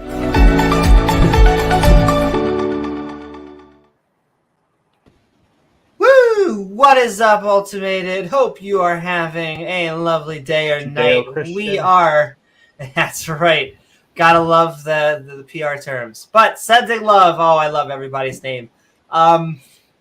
We are talking spirituality. And what are your thoughts? Yes, our biblical Christian God exists, therefore humans have spirit/souls. And I can demonstrate this through a syllogism/arguments. So do you have any questions, firstly, on that? Oh, sure. I mean, we're going to disagree. Both of us think the biblical God does not exist, but we'll go forward for the syllogism if you want. Well, firstly, this is Ultimated Judeo-Christian YouTuber. I've put my syllogism/arguments in the private. Don't interrupt me. I put my syllogism and /argument in the private chat of this StreamYard. So premise 1. Your microphone's low, James, or is that me? Oh, that was a third call. No. Continue. So premise 1, biblically / awesomely, God exists. Premise 2, God authorized biblicalism. Conclusion, therefore, Judeo-Christian presuppositionalism follows. So what is your response to premise 1? Yeah, What let's just start. Yeah. What is premise 1 again? Biblically / awesomely, God exists. Biblically / awesomely. You using the word awesomely in a premise? Yes. Premise 1 is in regards to the awesomeness of God's existence. But wait, you're just asserting it. You're trying to prove that God. Well, I I'm think not. we were talking about spirituality, but It's not we just have an to- assertion, it's the truth. But we don't think it's truth. We think it's made up by humans. You We just- think the you just Christian God presuppose was premise literally 1? made. I And you're contradicting presuppose. yourself. So, Yes. so for example, Jesus didn't rise from the dead. Adam and Eve never Hang on, that's existed. a strawman argument. Hang on, that's a strawman argument. That's premise 2 of my argument. Premise 1 is in regards to God in general. So you have been presupposing premise 1 as you are a creature contingent on Sure. God as his Oh, ultimate perfection. We don't presuppose that. So to justify, Yeah, yes, we you do. disagree on that. So God is contingent on us. For He's you our to creation. disagree with something, for you to disagree to something, you have to presuppose God as he is ultimate truth. God is the source we of don't- information. Yeah, but since God is our creation, he can't be the source of things like truth claims because we made him. God is ultimate truth, and God is not a conception / abstraction. Definitionally, a universal cannot be a conception / abstraction. So premise That's- 1. That's just your definition. Gods can actually correspond to many things. Loki, the trickster god, can actually lie quite There easily. can only be one God definitionally. As again, Yeah, we've God is actually made up ultimate many perfection. gods. They're our creation. God is not a conception. We can't make up a God. God has to But we reveal did. himself to us. That's a Yeah, we just contradiction. did. It's the fallacy of a contradictio in terminus. God is pure actuality. We have to be revealed information of him from the outside in, or defaultly we can't create information. It has to be eternal. So to justify premise 1, Hey, God Jena. exists You got through Jena, sacred theology, dichotomously back into creator-creature distinction doctrine, Romans 1:17-20, 2 Peter 3:9, simply ontotheology / agape theism entails divine revelation for fatherhood to personal creatures. Moreover, an ultimate, truthful, loving being necessitates general / natural revelation respecting parenthood to conscious temporalities. More clearly, an absolute, eternal, and all-knowing mind elicits meta-ontotheological omnibenevolence and sacred theology regarding marriage to actualize sentient creatures. So Did premise marriage 1 come is into the this? truth. So That's I in disagree with so much of that. You know, we did have divine revelation. We have no evidence of an all-knowing being. I would love to know what pure actuality means. Any one of those we can go Metaphysical, over. ontological. What was that word that you So- said? Meta God is ontotheologically omnibenevolent. Pure actuality means God is That's what I ate for concrete. dinner. If you And for if you want you to know to what a word disagree salad with is, something, that's it's not a word a salad. word salad. So for you to disagree with I something, think I'm you getting, have to Amy's getting presuppose. the ranch dressing. Presuppositions have to be revelatory. We presuppose God to make disagreements. So for you to disagree with something, we presuppose our biblical God as You he is ultimate presuppose truth. a biblical God We- exists. I am asserting the biblical God does not exist. How can You we just figure out which one of presupposed him? those? No, You I just think that presuppose God. which God? A God in general. There can only be one God definitionally. Oh no, for the there can sake be of many arguments. gods. In fact, There for can the only be most one of God human history, there were definitionally. multiple gods. So, There like can when only be one God definitionally. so when Christians came about, the pagans, the Romans, the leading empire, they actually coined the term atheist for you guys. Again, you're gish galloping. There can only be one God definitionally, as defaultly God is everywhere. So he is singular / absolute, aka infinite in size. So there can't be Now I got multiple my attention. gods. So that's Okay, premise can one. you get God to join this channel? If we were to expand for another person, would they be able to join? It's up to him, but you can reach out to God at any time. However, God has made it known to me that you are not in the book of life. You know I'm speaking the truth, Amy. I'm trying to find the book. Hold on, I normally have my book around. There we go. The Book of Life. A. See, I'm going A's, A, D, A. The Walk of Life, Dire Straits. He's right. There's no A.B. Newman in the Book of Life. It says it right there. Command Cyborg, thank you so much for becoming a YouTube member. Welcome on board. And be careful. Those badges naturally Get evolve. on board the girl deck. That's fallacious. Which is? Evolution, from a secular perspective, that's a different topic. So premise one still remains standing against ye. Biblically Biblical / awesomely, ontologically, God exists. Actually. Okay. But, there's no empirical evidence a God exists. Again, he is ultimate truth. So he is the source of information / truth. Information is absolute, eternal, and What is revelatory. your definition of information? I got knowledge my favorite / question truth. in JavaScript class. So I'll make this simple again. / truth. That's weird because that would not be accepted in a programming class. But okay, continue. That's just a claim. So I'll make this simple.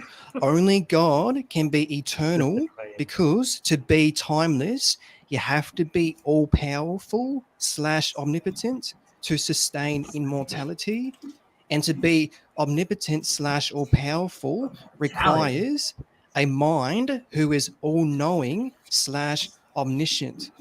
So to summarize that, only a God has the necessary attributes to be eternal.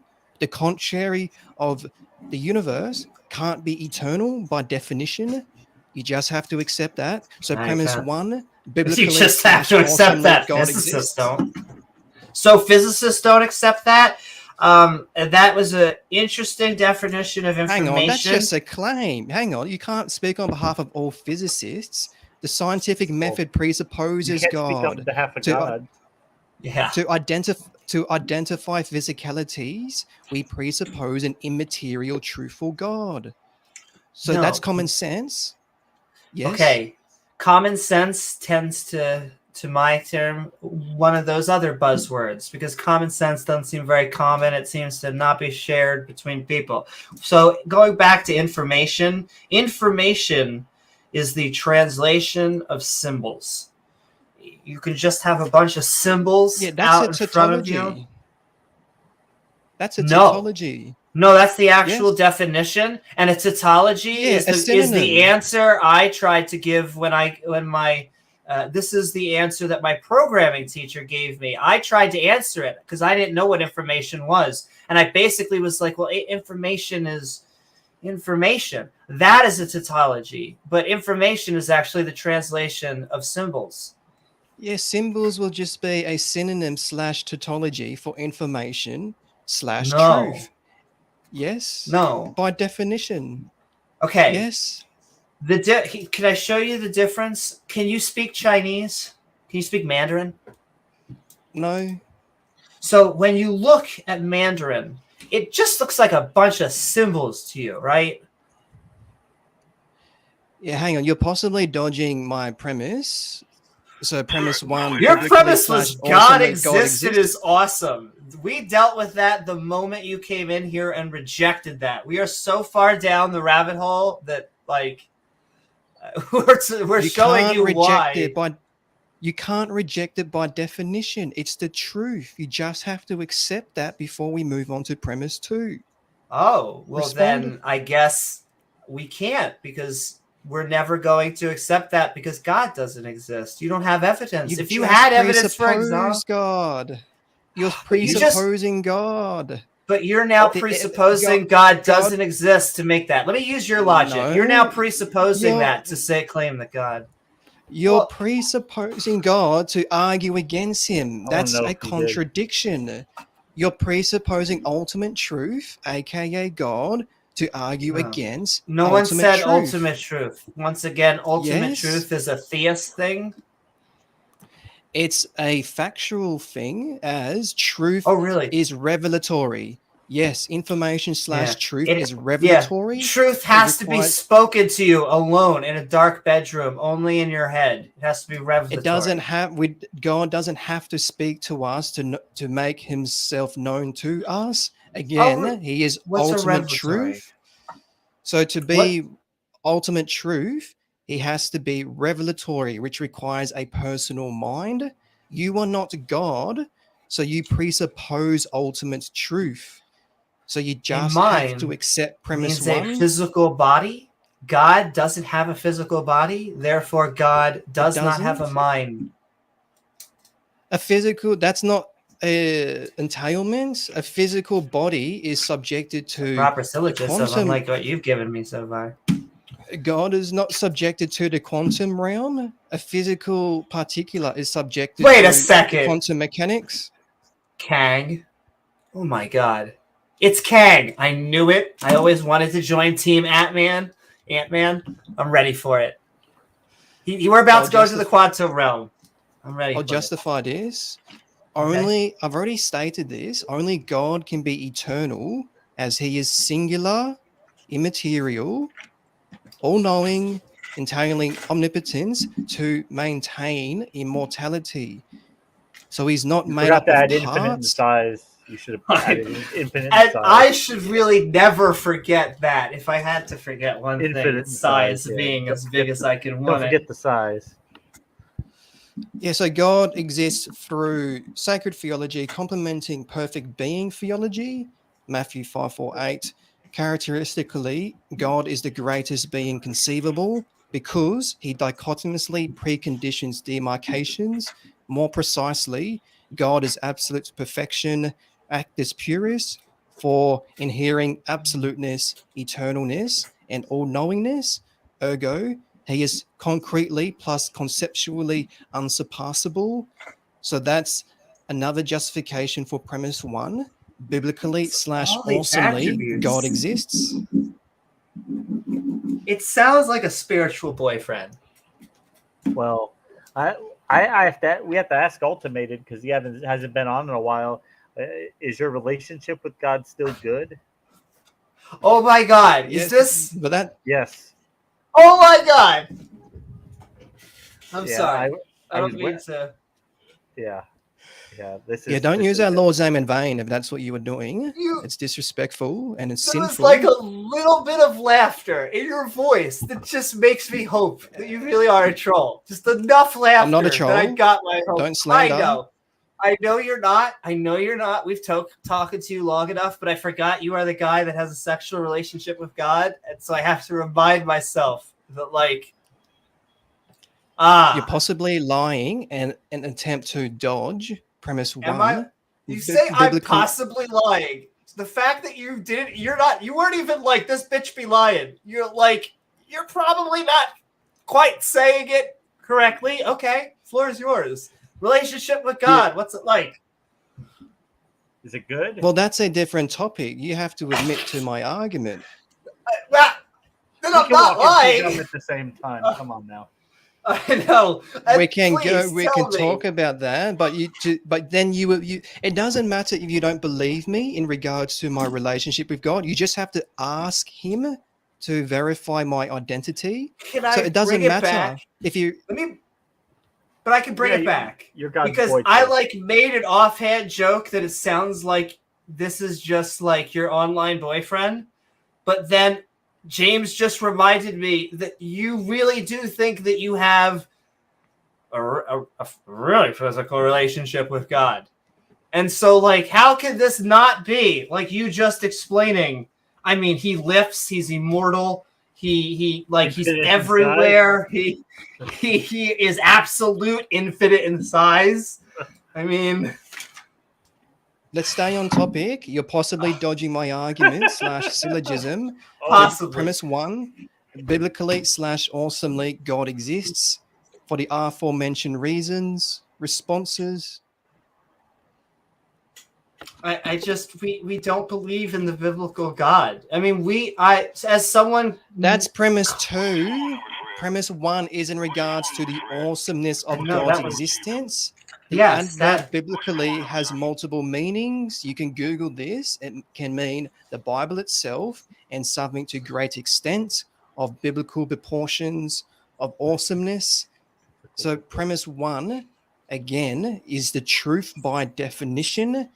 You just have to accept premise 1 before we move on to premise 2. but we can't. I don't know what you want. Like, you need an argument for your premise 1. You need a new syllogism. You need a Hang on. syllogism for your premise 1. Premise 1 is a statement. My justification for premise 1 is the argument which I've justified through the creator-creature distinction doctrine and perfect being theology, which I'll also add through ultimate / brute facts. So God is an ultimate fact, complementing Aristotle's law of identity, A equals A. So to put this more Aristotle simply, would not agree with anything that you are said. The fact you are hang on, shitting on his he's passed notion of away. lower He's passed G away. God. You can't speak on behalf of Whoa. don't speak on behalf of other Would he people. agree with speak you on behalf of God? though. You speak Would on he behalf of agree God, with though, you and he doesn't on even God? Well, because Hang on, I'm I'm trying to starting. justify myself. Hang on, I'm trying to justify. I put out a proposition complementing zeroth order logic. I need more time to explain to justify myself. You're now taking time to take time. So when God is an ultimate fact, A equals A. So God is an ultimate fact is God. So premise 1 is an ultimate fact by definition. So you just have to accept premise 1 as it's the truth / an ultimate / brute fact. You can't get around this. You have to But accept premise 1. I have a new syllogism for why God is not the source of morality. Premise 1, God does not exist. Premise 2, morality exists. Premise conclusion, God does not exist, but morality exists. Therefore, God is not the source of morality. Is it? Oh, you don't agree with my premise 1? Premise 1 presupposes God. You're presupposing God to argue against by denying him. God, you're presupposing him. God is ultimate truth. I've already gone through this. So I'll explain this more through the law of rational inference now. So biblically, God's factual per sacred theology, acknowledging the law of rational inference, Colossians 2:3, straightforwardly, God preconditions creaturely intelligibility. More exactly, an ultimate truthful loving agent is necessary for factualities. First example, ontotheology, inferences, creatures' self-identification. Second example, immaterial ultimacy acknowledges physicalities, which I've gone through from earlier in regards to the scientific method. We finally got to the precept. He's doing the Marth Mawkins. We're now at God makes things intelligible, as in God makes it so that we can understand or comprehend anything at all. And that is nonsense. It is our brains that are doing that. It is our minds. You're presupposing physicalities to identify physicalities. That's circular. We have to presuppose an immaterial God who has revealed himself through theology proper, divine revelation / sacred theology. Do you know who Darth Dawkins aka is, general? Yes. You from- So that's Oh, Is that's he a must. different topic. So He's doing his that's- presupposition now, so he must. that's Is he in the Book of Life? Have you asked God about him? Is he saved? yes. He's in the He's Book of saved? Life. So Okay. premise one, biblically / awesomely, God exists. Responses? Yes, I want to quote a philosopher. We actually live in a material world, and I'm a material girl. And so when we are talking about intelligibility, we're talking about things that are physical. That's just an assertion. You're not complimenting zeroth order logic. You just made a claim without justifying it. And I've already gone through this from earlier. Only God can be eternal. So I have to justify this even more through the impossibility of the contrary. The universe Guy said Santa / Claus could be God. Don't interrupt me. Don't interrupt me. The universe can't be eternal because physicalities, by definition, can't be absolute. It's subjected to the quantum realm. So only a singular / absolute particular can be eternal with a mind to have chosen to have actualized temporalities. So to summarize that, energy / matter can't be eternal definitionally. The only alternative through the law of excluded middle, God, is necessary for our existence. Can I Premise ask one. you? Are you still have more? Go. Oh, No, okay. you Are you? no, you go. So, can I ask? Whoa, Can okay. energy be created or destroyed? Yes, God created energy and matter. So you're presupposing premise one. So we can move on to premise two, as that's actually part of my argument. Genesis 1:1. I just wanted an answer God so I can created. respond. Yeah, Yeah, going on but to other things. your question presupposes premise one. So premise two is in regards to Genesis 1:1. So just accept premise one, so I can thoroughly address your question while staying on point to my argument. Sure. So you said yes. The correct answer is no. The energy cannot be matter and energy cannot be created or destroyed. I said yes. I referenced Genesis 1:1. In the beginning, Yeah, God you created said the yes. heavens That and the is earth. wrong. Yes, that's It's not. wrong. That is wrong. That is not what physics says. Energy can't be created or destroyed. That's just a claim. No, it's a fact. The law, that's not the principles of thermodynamics. They're not universal. You can't appeal to them. The laws of logic are universal / God. The laws you of can't logic are appeal to tautology. physics. They're saying the same thing over again.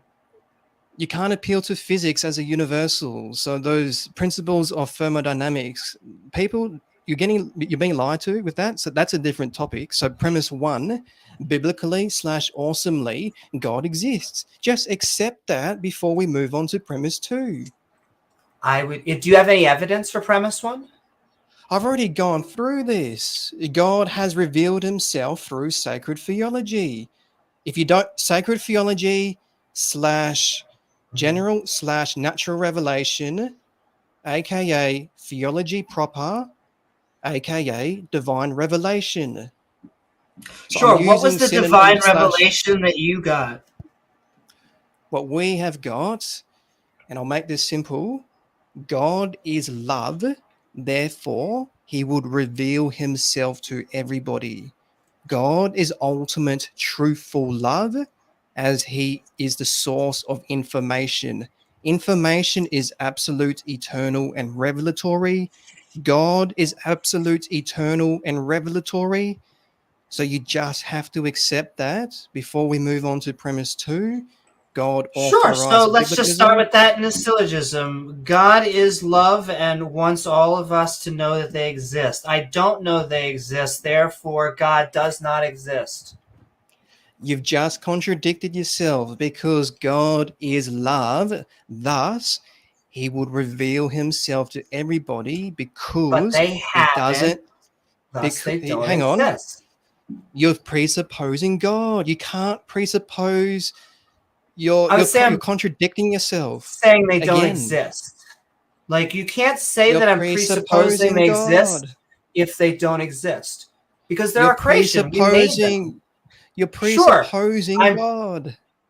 But I'm presupposing we made them. Like God's our creation. That's a contradiction. So if humans didn't I've already exist, like if explained our this. planet God didn't is not a exist- conception. No, God's only a conception. God's not No, physical. that's a doesn't actually. That's not real. That's a contradiction in terms. God is universal and eternal. Those are not abstractions. We have to be revealed that information from the outside in or defaultly, which supports sacred theology. So because God's a concept, if humans were to die No. and our texts were to die, so would God. Say that again. So because God is a concept and God No. is contingent on us to exist, if we were to die and then all of our texts were to No, burn, we didn't create God. No, we did. We did. We No. created many. Like, so for example, No. Christianity is a human-raised Hang religion. on. You're making too many assertions. We can't. You're Humans Gestalt thing, can't I think. create out of. I've already explained this. We can't.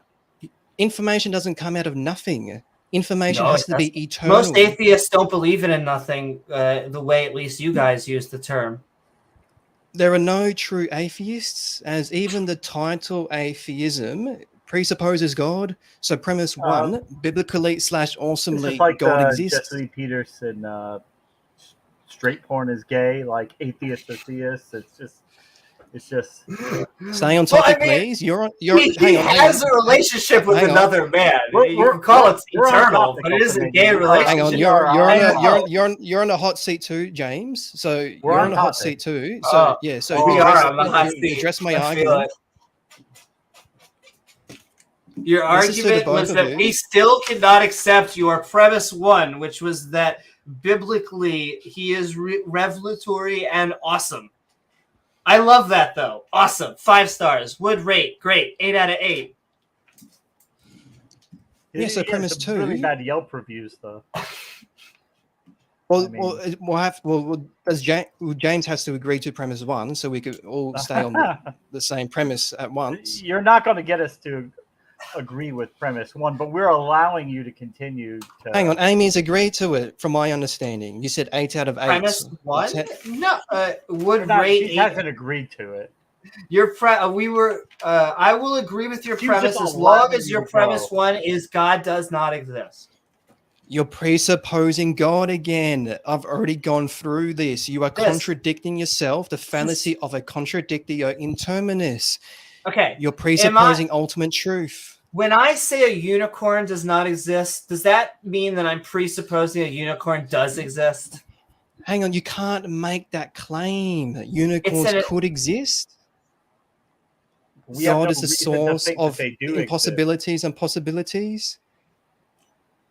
A unicorn Let me is ask a that label again. to a Do you finite believe being. in a unicorn? Possibly. So they could exist. God but could do you be believe created. God I don't does smoke exist? cigarettes, but I think I need a smoke. God No, could be continue. creating unicorns now.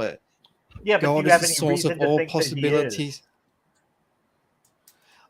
He could be doing anything. Well, look, God just he made it could known be. to me. He created a unicorn. He created a unicorn. He just made it known to me. Okay.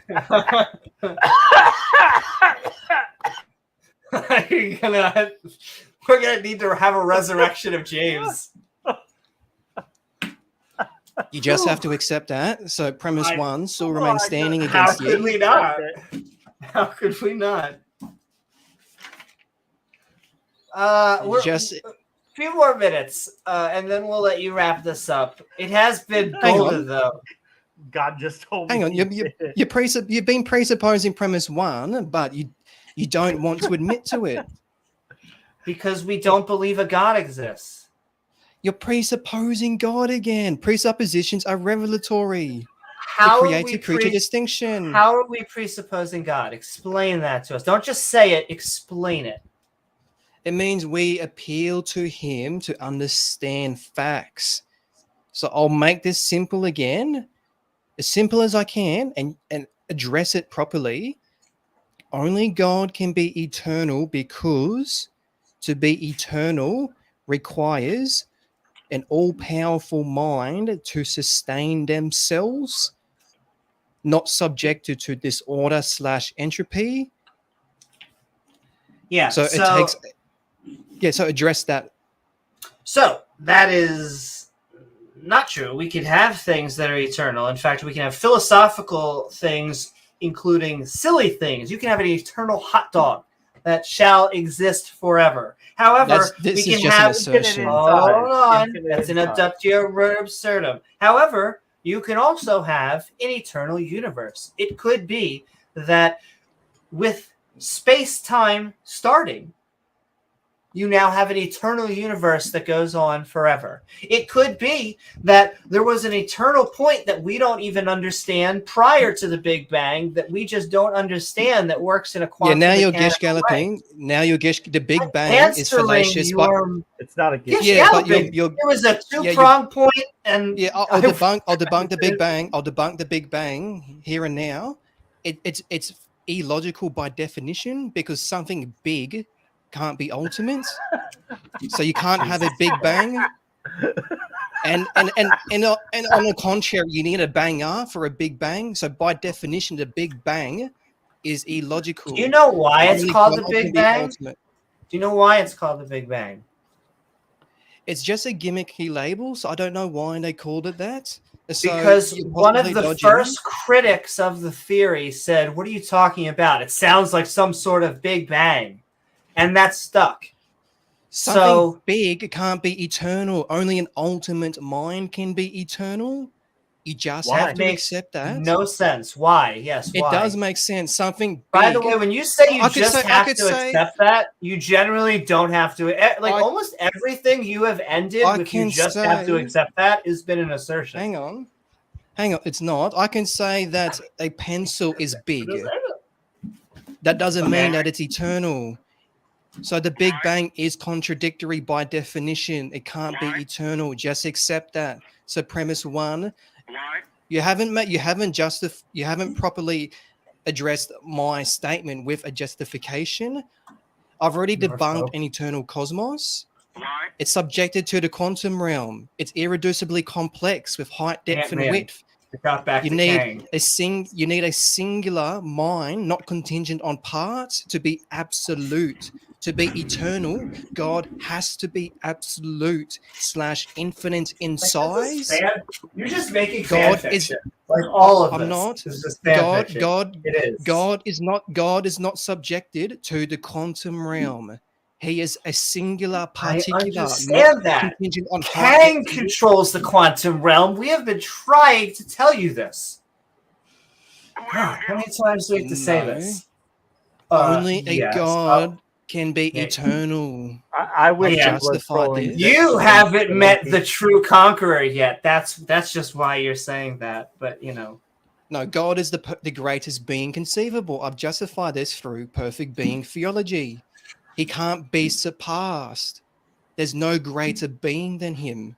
By oh, God's definition. one of the Avengers. Have I killed one of you before? What? I'm just fangirling. I don't know okay. who you're possibly I don't referencing. even know who the- you are. I'm So trying to fit again, as many references in as I can in between. And use So God's again, name in vain as much as she possibly can.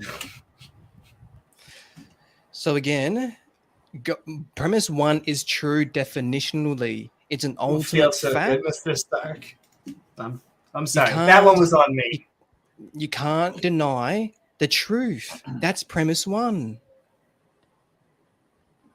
You have to presuppose premise one to You're argue talking against to it. That's You fallacious. have to suppose it to argue against it. I mean, Yes, God is ultimate truth by definition. I've already explained if you this. disagree with that, then you really agree with it. To be True. truthful requires a mind. No, God, it doesn't. to be revelatory, to be revealed information / truth requires a mind. You know Someone what with also free requires will. a mind? To be deceitful. Yeah, God's not God doesn't lie. Oh, I know. I bet so. I bet that's what he tells you, honey. I bet that's what he tells all the biddies. He doesn't. There's no reason for him to do that. You wouldn't. He would. He doesn't. He would regret it. He wouldn't He's do actually that. getting cigarettes right now. You don't God know damn that. So you look. You just presuppose. You presuppose premise one. Premise two. God authorized biblicalism responses. Jesus riding the girl deck. I mean, I don't, Exactly. I You know what? I think what we're gonna do. I mean, it has been fun, Ultimatum. Let's figure out how to wrap this up. Before we go, like the chat ultimated, they really want to know how your relationship with God is going. That's if you guys true. are still going strong. Yeah, God and I are having sex at this moment. I'm standing up and he's inserting. You can. I don't want to go into details. I'm trying to keep this G-rated. God touches. So this will be a summary. This will be my closing. You guys are having could wrap. sex right now. Well, Okay. I mean, all yours. I mean, you're able to talk while God is ramming you. I mean, Yeah, talking Yeah, but about I don't- walking I and chewing don't- bubblegum at the same time. Yeah, but I don't feel things yet. We just go through the motions of it. Wow. Well, maybe you need to give him some advice. Help him out. Yeah, I've asked God, can you ramp it up? But there's obviously a reason. He's still testing me. does he need? I'm still does he going have through to a take test. Viagra, or No, do because they make that for he's deities? God. Do they make Viagra for deities? He wouldn't have to, as he is God. He pleasures himself defaultly. Oh God my, is this love. about to be- That's Hold just on, who God I got is. Listen, are you a god that just hasn't been able to quite throw the ball the right way anymore? Have you not been able to get virgins impregnated like you once have? What you need is got it all. Got it all has got you all. And it's about to get you right up here in that spiritual way. Infinite. You'll be missing out, Amy. You'll It be helps missing the out. free-flowing testosterone, I think. I You'll do be feel like missing I'm out on missing the out. pleasures.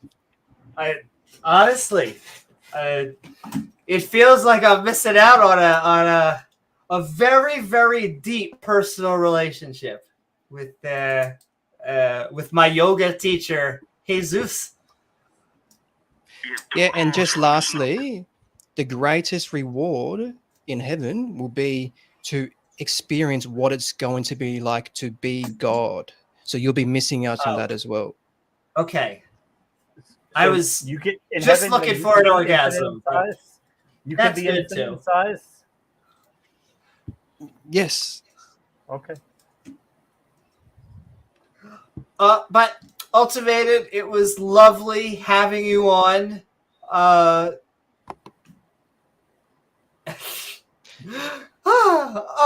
It's Yes, true. thanks. Gotta scream out someone's name, right? And so the best evidence I think he's had so far.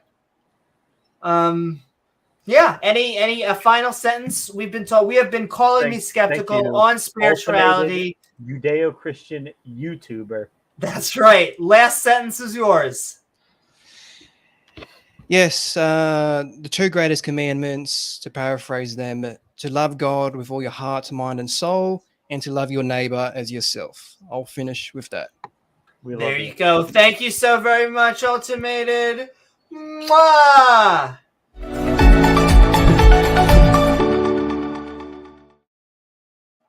I mean, I really hope that him and God can get back on track. I mean, I think that they can get back in their groove, and I hope. I mean, honestly, I just hope that he's able to help God find his G spot, because that's what it seems like. Like God's trying, it's trying, and he's like, I mean, yeah, no, it feels good, it feels great.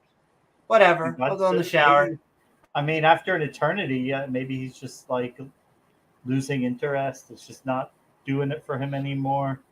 I don't know. Look, you got to keep that spice real. It's hard. Maybe try to spice it up a little I bit, know. automated. Hopefully he does look like Patrick Swayze. Exactly. Now we're talking about ghosts. That's also a good thing. We're about to get, I think... I would like to see that, Ordinary. If the Dawa channels deserve anybody, it's Ultimated Christian and Wesley. So they should both go on Dawa channels as often as possible. Now I'm just realizing this, but we're going to get our third person on. I can't believe you forgot he was the one who has sex with God. See, here's the problem. Like, I can't even believe that conversation just happened. And we had the conversation. A few times. Like, because we consistently get... I used to hear this on ACA shows, and I would just giggle. They'd be like, we get emails all the time from people who are like, why do you put these Christians on? Why do you put these specific theists on? They're silly.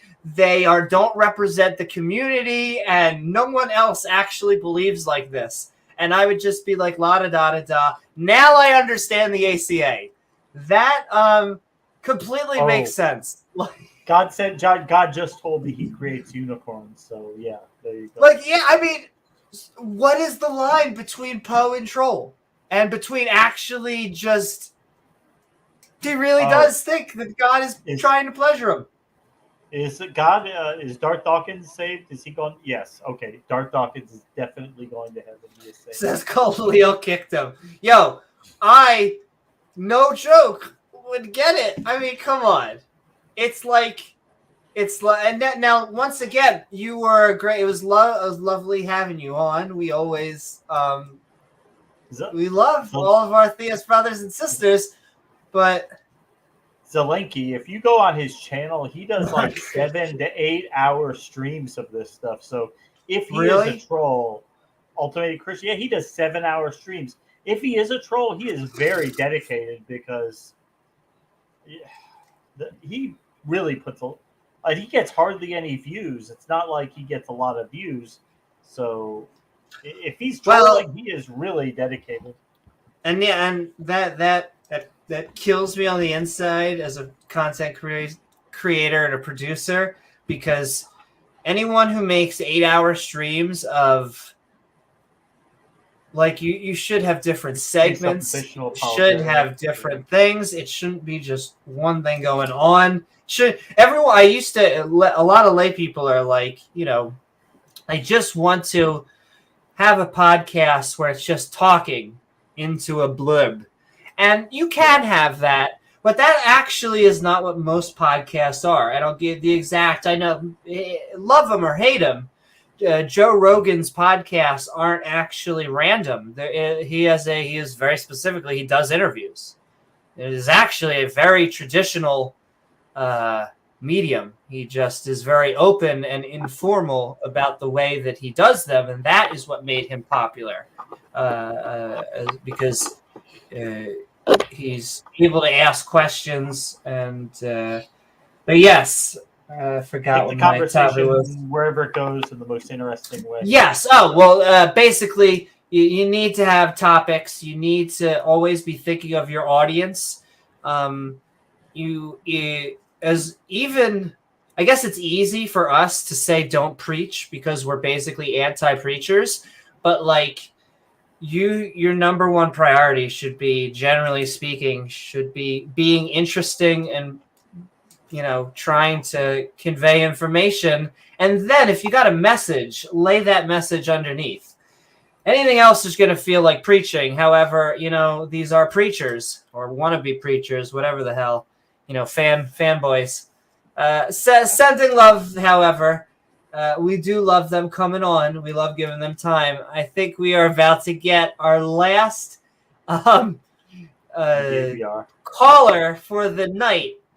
He waited back there for a while, so he did.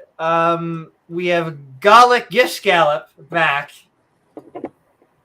No, Gish galloping, Amy. That you're Gish galloping. Would you like to? Is he? No. Okay, got you. Well, then in that case, I think he's just hanging out with back of us. I think he Oh. wanted to maybe talk with the last person, but I thought he was a real person, and so I wasn't even paying attention Me for a too. second. Okay. So we'll send it out, and we'll talk for a few more minutes on the subject, and we'll rant. I feel like we've already had a fantastic show. It has been. We've had some great people. It was nice to talk to Stilette. At least he's a reasonable. I mean, I think he's got some ideas we both disagree with, but at least he's reasonable about it. Well, I feel like the more spiritual but not religious people, we're always going to like more side with but not fully agree. You know, because we're atheists. We are not pagans or pantheists. However, we share a lot of traits with the pagans, pantheists, and theists, especially when you drop all of the nonsense that comes with the Abrahamic religion. This notion of like, my God, the amount of notes. I'll go over just the notes that I had to take for all of his that like. So it has to be true. Everything he is saying is true. Biblically speaking, the most pure and awesome. Also, this purity is a pure actuality. I always love like when this the type of language that it gets into. It's like, no, that's definitely English. You're making words. But that's not how those words go. See, but I at least understand what ontology and epistemology. I mean, they're going to be words that have multiple syllables, but like pure actuality, like that's English. It just doesn't mean anything. Like you're not saying anything. Acknowledge all-knowing being. That's just a classic Christian thing, but all-knowing is just a silly thing because I don't understand why this being would be conscience. He also said it had to be all-knowing and that it had to be a mind that because it was the only thing that was it is immortal. It was immortal Infinite and then it had to be immortal. Yes, exactly. Oh yeah. Apparently we're getting to that's. Divine revelation, of course, had to have divine revelation. That's classic Christian. Amy, gish galloping. Gish galloping. Oh, it looks like we're about to have our third customer. We got our last one. So I'll just go over knowledge and truth, information, ladies and gentlemen. Just to finish the translation, Mandarin would just be a bunch of symbols. That's why when you look at stuff, you can recognize maybe that it is data out there, that there could be something to be gleaned. However, it's not until you get a translator that it becomes information to you. And it's not until that information is put into use that it really becomes knowledge. I mean, you could probably even decipher that alien language, like if it was a written form, you could probably decipher that it's a language. You have no idea what it would mean, but that's why they think that, if we would want to communicate with aliens, that math may be a viable way, that it may be something that's not, that may be more universal. But singular, more like is single. I guess not if he's dating. It sounds like those two are very dating. Single and absolute, infinite in size. Darth Dawkins more. Oh my. Jealous. That's right. Well, it's funny. He's kind of an acolyte, sounded like. He did get to presuppositionalism. He just takes it to a new level, even from Darth. Well, no. Darth would think that. I think most people would think the sex portion. I can't think of any other theist that would take that seriously, if I'm being honest. Maybe like a hippie religion. Maybe some of the hippie religion. But like the fundy Christians. Kick him. Oh, no. Like a conservative, fundy Christian, I feel like they would agree to them up until that point. That is the make or break it. I mean, I get it. It's love. No, don't want to fight love, but infinite in size, speaking of love. Brute facts, which is a PR eternal. Word. Maximally. Eternally maximally. Yeah. I was trying to think. There's another word for the brute facts that it actually should be. There's a better word that cuts out the two-word. I mean, it just these are the presuppositions that we have. I would say better than brute facts. We do like I think, therefore I am. But it's not why. But theists also have, first of all, one extra presupposition, one of their extra brute facts, and then intelligibility is not. Intelligibility is the presuppositionalist like slog word which is just a fancy way of asking us how we are able to comprehend anything. And most people, when you think about that, it for the first time, it leaves people speechless. It goes, whoa, I don't know. How are we even able to make everything intelligible? Oh, Zelini, come back. I'm sorry. We're about to get you on. I should have probably I couldn't help it. She wanted to go through the list. Yeah, I can't feel once you pop, the fun don't stop. I mean, of course, the ultimate answer to that is that we're not making absolute statements about reality. The statements we make about reality are contingent upon what we already know. But if some of those presuppositions were to be undermined, then yeah, things we know about reality could be different. But we're just describing the way how things seem to work to us right now. We're not making absolute statements. So up until everything we've seen to today, all the math we've looked at, it looks like the speed of light it looks like nothing could ever go faster than that, except maybe the universe itself expanding, space expanding, but nothing within the universe goes faster than light. We've never seen it. We have no reason to think it could happen, and seems to violate physics and math. But hey, if we saw something else that would lead us otherwise, we'd have to change what we thought we knew about the universe. And so I am going to show the StreamYard link one more time into chat. What we are going to do, I'm going to finish these notes. I'm going to bring Beamsy on. There are things that go fast. Things that go faster than light. I don't know. Unless you mean like theoretically, when there's the dark energy, The expansion laser, rate of space. if I'm moving it quickly. But yeah, Zelini, if you come on now, I'll let you in, Zelini, if you would like. I'll get you right in. If not, I'm going to finish my notes, and then we're going to get Beamsy in for he wants to say something on the topic, and we're going to wrap up. But intelligibility, if you are into counter apologetics and taking a look at presuppositionalism, that's a word you should all look up because that's their anchor. Material world. I always love how they're like, of course we are in the material world, but it has to be something outside of that. I mean, technically that is the subject. We're talking about spirituality tonight. However, we didn't get any evidence for it. That is our biggest problem. So divine revelation again. He would say we're making assertions, but that's really what he's doing is just making assertions. Exactly. Well, and most of the stuff we were saying, except for the God not existing, we were saying facts. Like when we're talking about evolution, the Big Bang, sending love to Richard Madison. Hey, Richard. Sending love to everyone out that's still with us. To Richard, Heat Shield, what extraordinary guy. I'm a Yo, no joke. One of my proudest moments. I didn't want to pat myself on the back, but was actually getting to work that into the in between one of the syllogisms and the arguments. But he said it. Yeah, no.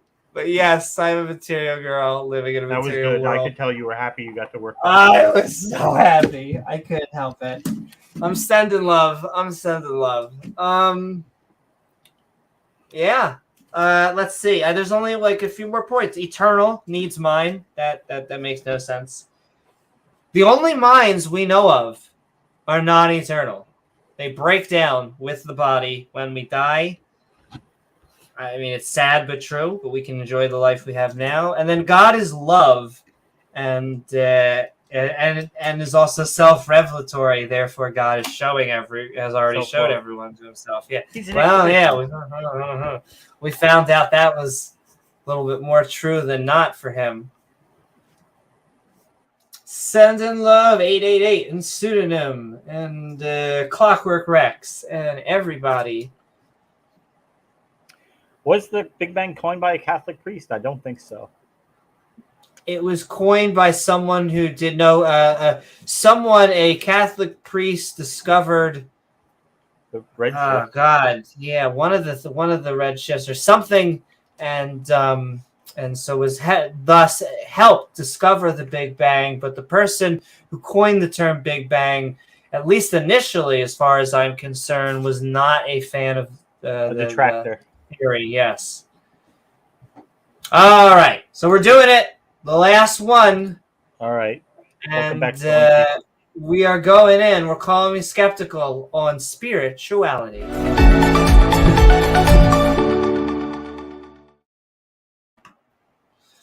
Woo! What is up, Zelini? We are having fun in the sun, and we are calling me skeptical on spirituality. And what are your thoughts? Hello. Good day. No, just got the idea of calling to recommend an article. Like, I think meditation is something that can be practiced both by atheists and theists. That's kind of related to spirituality. Like, you have spiritual experience through it. Sure. I mean, I like meditation. I think that it has medical benefits and that you can lower like your blood pressure. It can help you get over your stress. If things are on your mind. I just don't think it has any supernatural qualities. I even think you can have experiences to clear that are similar to psychedelics. I just don't think, once again, supernatural. I mean, sure, yeah. There's like experiences that are kind of similar throughout religions, like some altered states of consciousness that are characterized by focus and bliss and maybe seeing light, like white light or something like that. It's similar to the near-death experience. You can invoke altered states of consciousness with certain sounds that can put your brain into a rhythm. There's also a tunnel vision phenomena. There's there could be a good biological reason for why we see that white light at the end. As your eyes this guy. There's this guy who's a Buddhist, and he and his teacher, who was like a Buddhist nun, they basically discovered the method that reliably gets you into these altered states of consciousness, and he himself went to like various researchers to have his blood and brain like scanned and examined while he goes into those states of in our Bible study. We also just states met of consciousness. Joshua, the son of Nun. Who knew? What? That's. We're just moved into the book of Joshua, yeah. Yeah.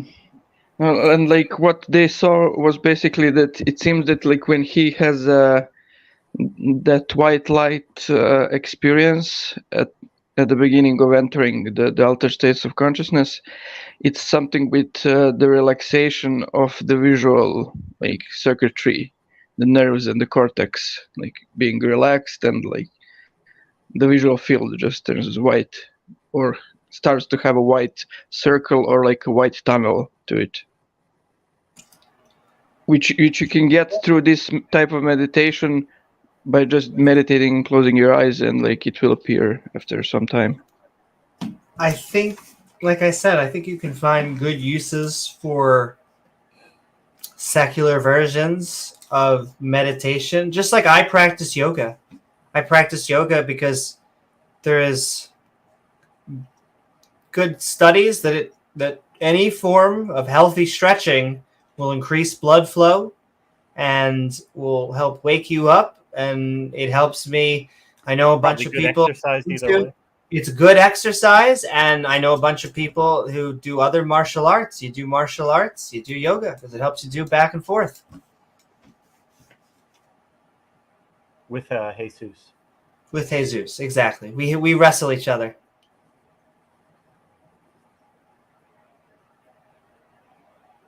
But yeah, feel free to go either direction if you would like, unless if you feel like you've said what you want. But if you'd like, feel free to tell us where you agree or where you disagree with us. We're talking spirituality. I would just want to like actually recommend the instructions for people who are interested. Like, as I said, I think this can be practiced both by theists and atheists. Like, so this guy, he's called Leigh Brassington. He has his site as Leigh dot. I don't remember what's the afterwards, but the article is called "Sharpening Manjushri's Sword." I know it sounds sexual, but it's not. I mean, it can sound sexual, yeah. So Manjushri is Manjush. Like, that's referring to some Buddhists. Like, I think that's some kind of Buddha or Bodhisattva in the Buddhist mythology. But like, he gives detailed instructions, and sure, it's not gonna be something that's like easily done. You probably need a few months of practice, but you can get into a groove. Yeah, but you can get into a groove where you literally regularly have altered states of consciousness experiences, which are, it's not like, you just feel relaxed or feel, I don't know, some tingling. No, you literally have like clearly experiences that are very extraordinary, like some would say supernatural. Okay. I would say that when you are having those experiences, they're happening in your mind. And so when we're dealing with stuff like that, it's kind of like, it would be like saying it happened in a dream, therefore it happened in reality. It's true that it may be amazing, awe-inspiring, change your life, but the only way it would actually defy physics is if it happened when we are, when we're awake, conscious, when it matters the most, I would say. Because if it's happening in a dream or in your imagination, I mean, I feel like that's limitless almost by its own nature.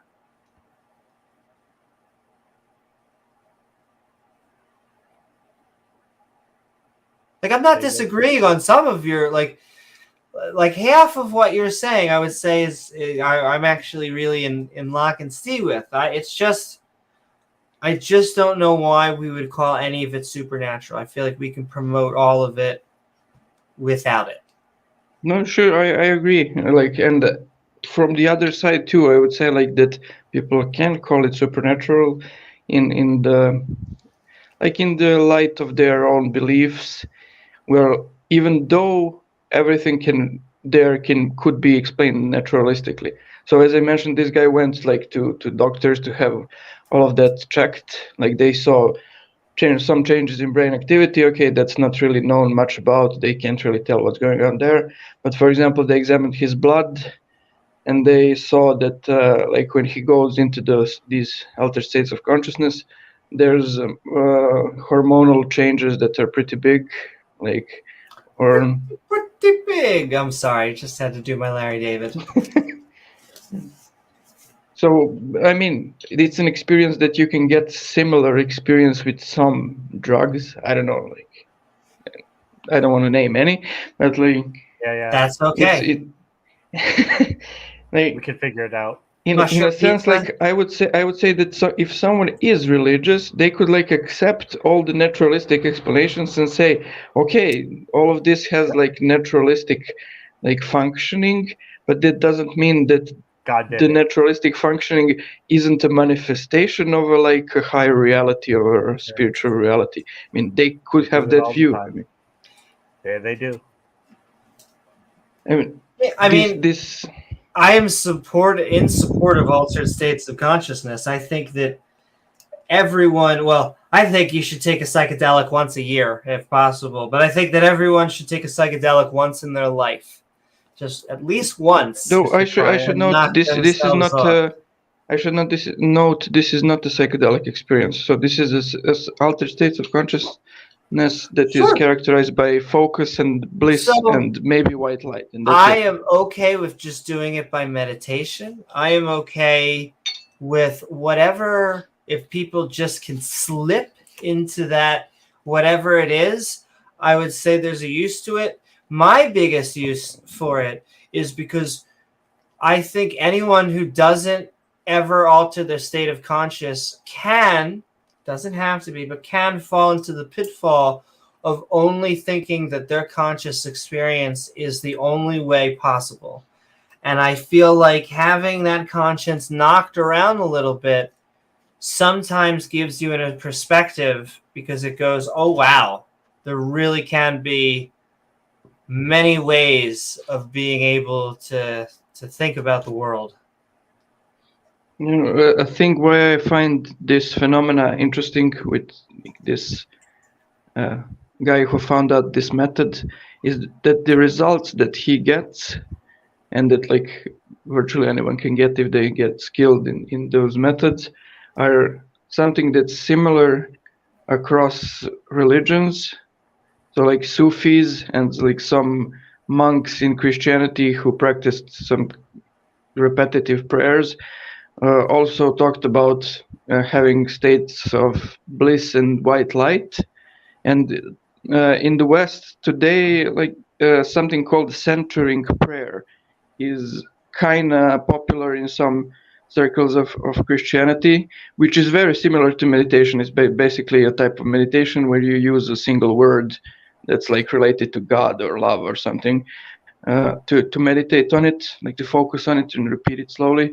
And like people from those circles also report sometimes having these kinds of experiences, you know, bliss and white light. So it's interesting. And send in love, James. That is amazing. I think that it can definitely clearly just be healthy for the body and mind. I know a lot. I've been dealing with so many dualists lately, but I actually have a good appreciation for both. I think that the mind's just hierarched under it, but I think that we're really just trying to really seek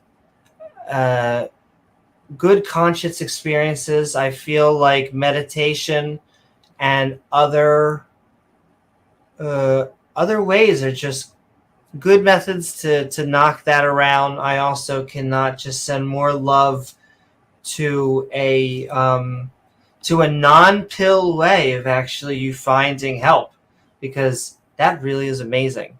Not saying there's anything wrong with pills, as someone who actually takes pills to just be me, but that's really awesome. So sending so much love. big pharma. Yeah, big far. Well, and I'll tell you that is where I'll be the first one to tell you that right there is craziness. That oh my Lord, the cost of pills specific is very much, I'm sure in lots of countries, but very much in this country is legal fraud. It's easy enough when you're upcharging for like a piece of chocolate, but like this is like cancer medication. Okay, this isn't Coca-Cola. This is like what is it with when you have diabetes? This is insulin. These are things that people need. And so yeah, it's a little bit of a different thing. But we're gonna go Like for your like capitalism, but not that much. Well, because it is. No, I am. I taking a visit. No, but I agree. I do. I like a market, but I think it needs regulation. And so there's my centrism for me, because I want clear. I think that if you want to go out there and bottle water and say I make the cleanest drinking water in the world, and I'm going to sell it, and it's going to be amazing, I think you should be able to do it. I just think that we should be able to test that water to make sure you're not, it's not filled with ammonia. As long as we can do that, we're A-okay. But yeah. What if people want to drink ammonia water? Well, then just say a water plus ammonia. Just put it on the bottle and be real with what people, and let natural selection take its place. But yeah, Zellini, it actually sounds like we agree on a lot, which is actually fantastic. It just means that we cut to the chase that much quicker. And so I just want to give you a chance to give your final thoughts on the topic, because we have been calling us skeptical on spirituality. And what are your final thoughts on it? No, that was basically it. I just wanted to mention some of those stuff that I find interesting. And a bit of a tiny topic change to ask you about the debates that you mentioned. I know you shared some link, but I didn't catch it like the last time. Like, I'm on the Discord server. Like, is that there? So you are asking for the debate link, right? So I am going to send that debate link into chat. But just feel free to message me anywhere.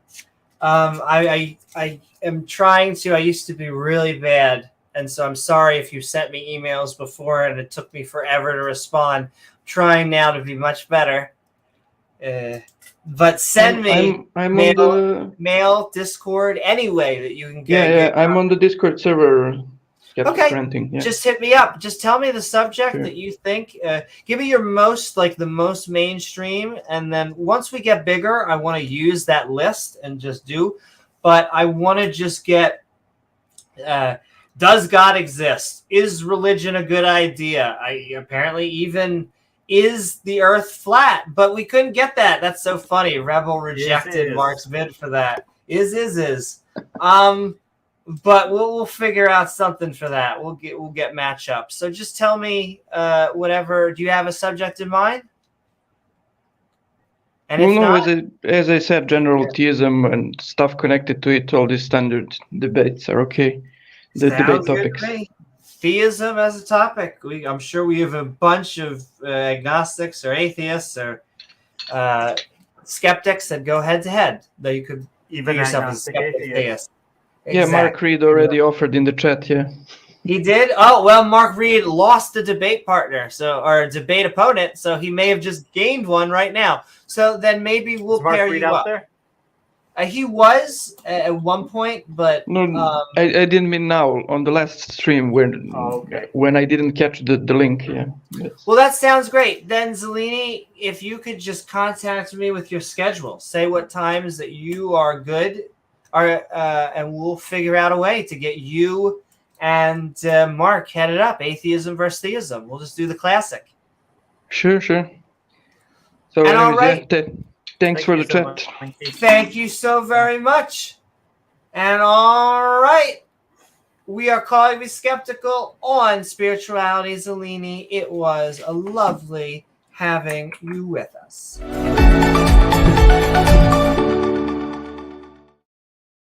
All right, we are just going to get Beamsy up to get his, he just wanted to say a word on the subject, and then that ass. Yeah, exactly. And then we are going to head out. But it was a fantastic episode of Calling Me Skeptical and Spirituality. I do want to thank all of our guests as well as our mods and the people in chat. And we are going to, as well as these people right down there. Oh, yeah. But let us those fine people keeping the lights on as well as the props up. But also, we are going to get the Unthoven on up here. We are? Yeah, that's right. We are Calling Me Skeptical on spirituality.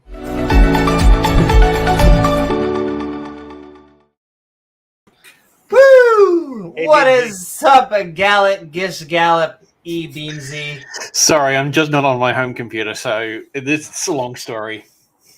Oh Another my! troll Is it account? a big story? If it's big, it can't be eternal, apparently. But I do want it to be big.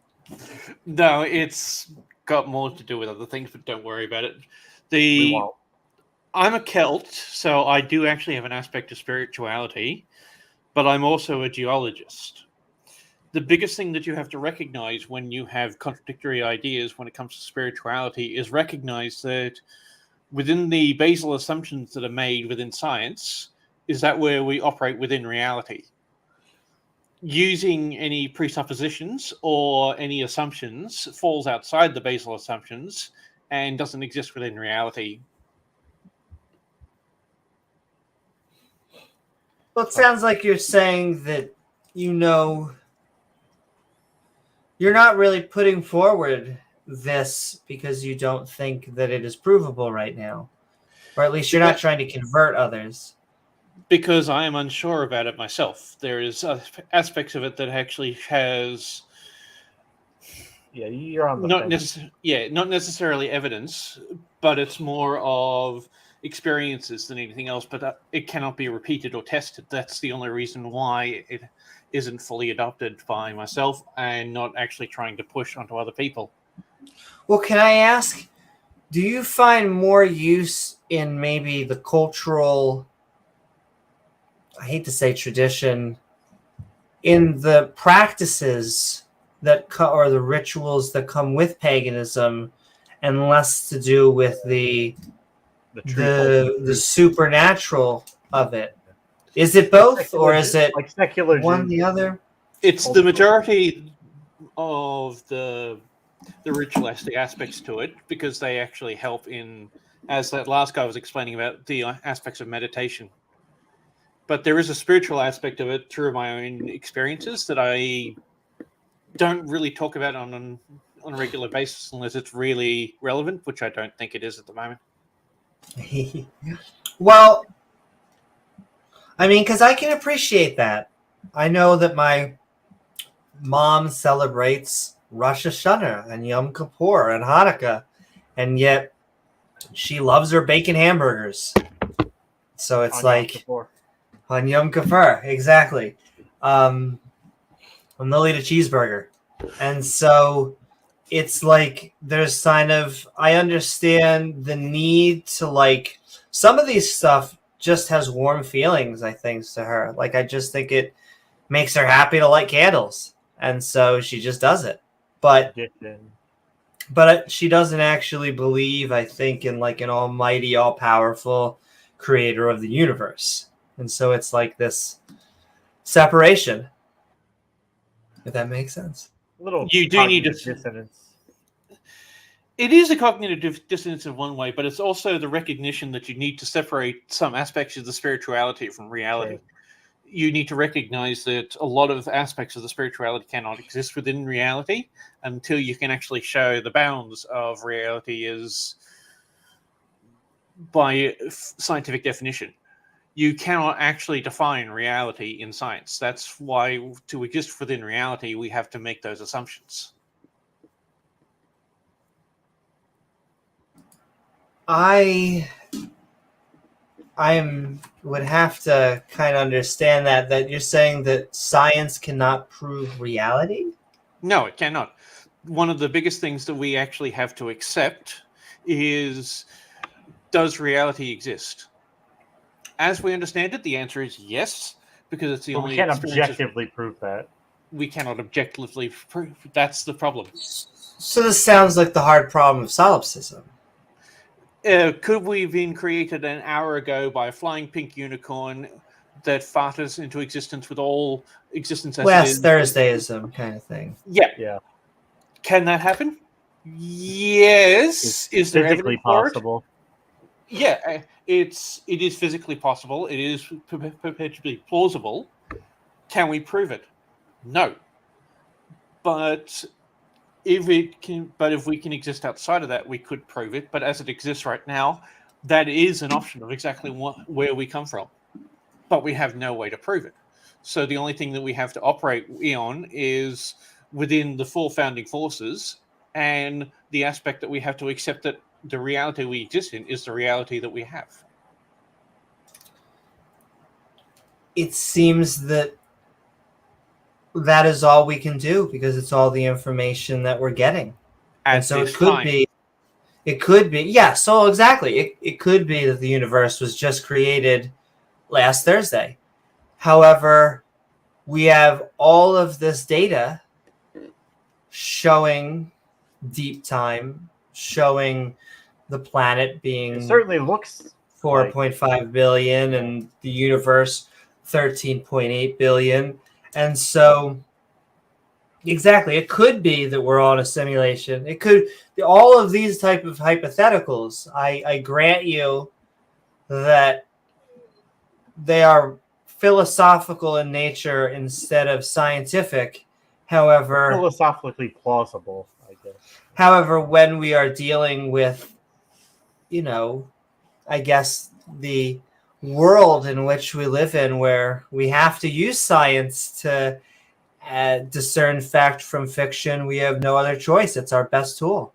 It's why philosophy is recognized as a soft science and not a hard science. And the aspect of truth in philosophy does not actually exist.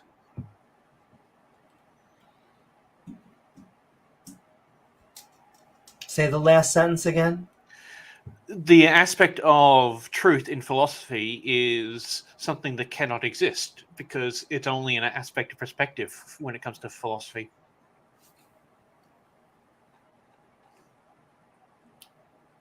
See, I would not. I'm not sure because I only understand truth claims from more of a scientific, logical proof statement. That's where the aspect of what we understand as truth is. It's a scientific statement.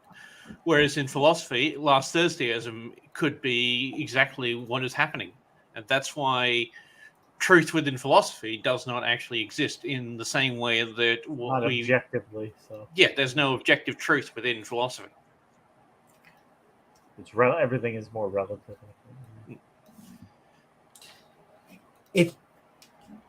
It just seems like one of those that I could see philosophers on both sides of that going, there is centuries fighting big cheat truth, but getting there nowhere. is no real truth. That's why I like science, because when I talk about truth, it's a 15-foot whale dick, or there's not. Well, exactly. So, like, when I talk about truth statements, it's like either you can even do like you have a speedometer and you're a cop, and it's like if they go over 35 miles or pick one, miles or kilometers, either one. If they go over that and it hits it, then they get a speeding ticket. That's either true or it's not true.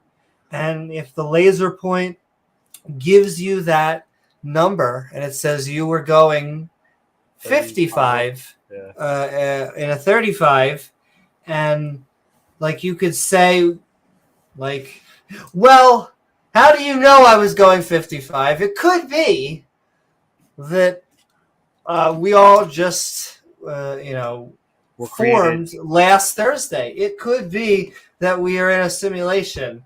And I still think at the end of the day, the judge is going to be like, registration. Well, yeah, it says it on the speedometer. The cop said, please pull over and let's talk. And I guess why truth exists within reality, and that's why philosophy can exist outside of reality.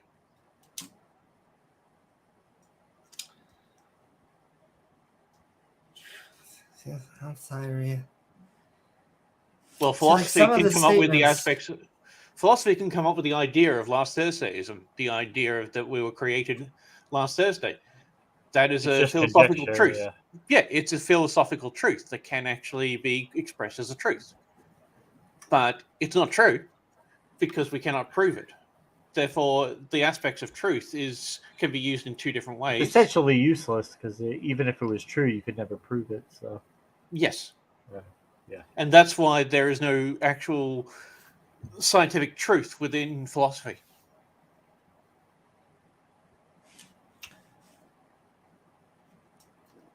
I will have to, because I I see it on a different notion, and so I'm going to have to look into the philosophical notion of truth more. Uh, Why I just say philosophy is bullshit, like I said before. well, it's just a weird way for me to look at truth, because to me, truth is what corresponds to reality.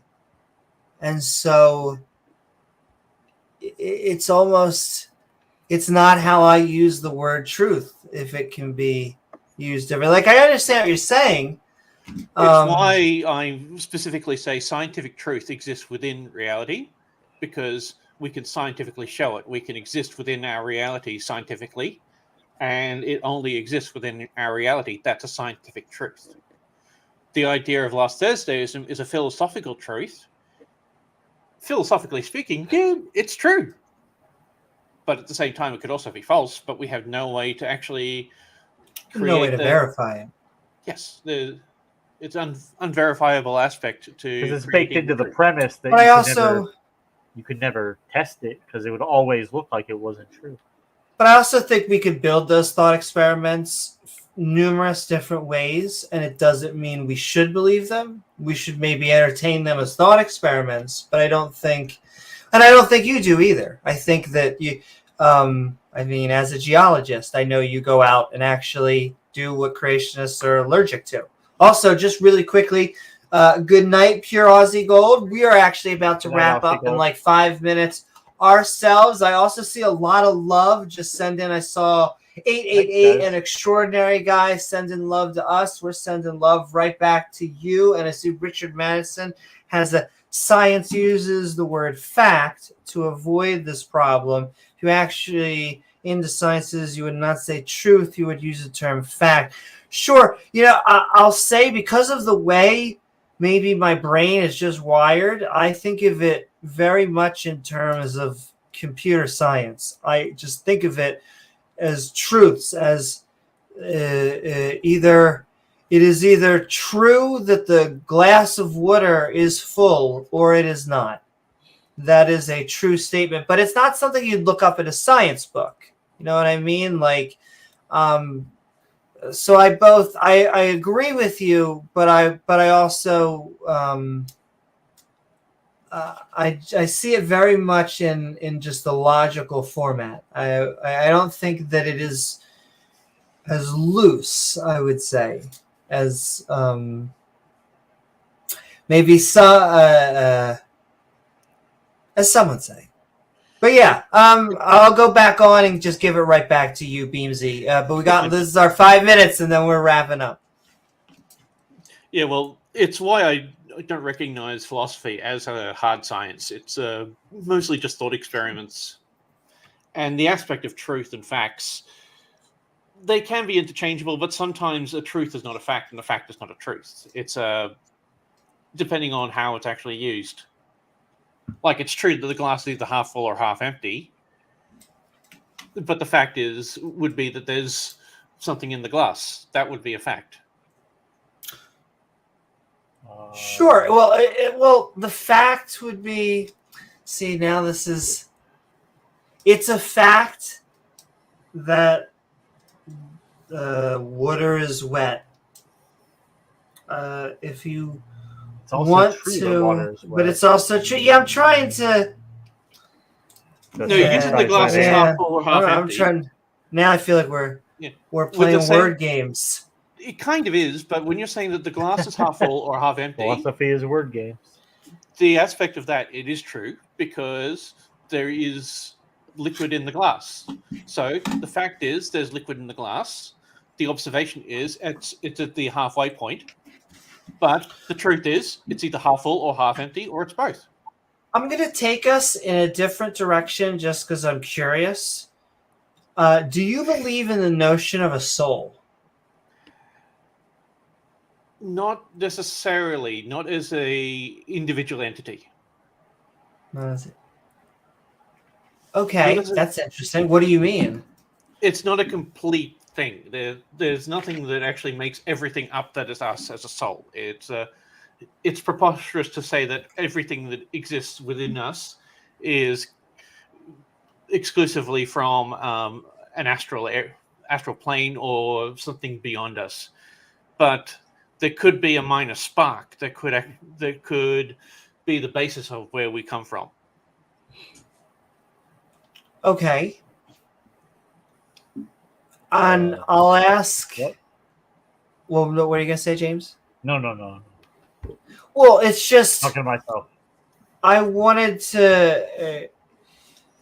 You may have a very different response than the other person. If you were to find out that this spirit did not exist, would that change how you interacted in the world?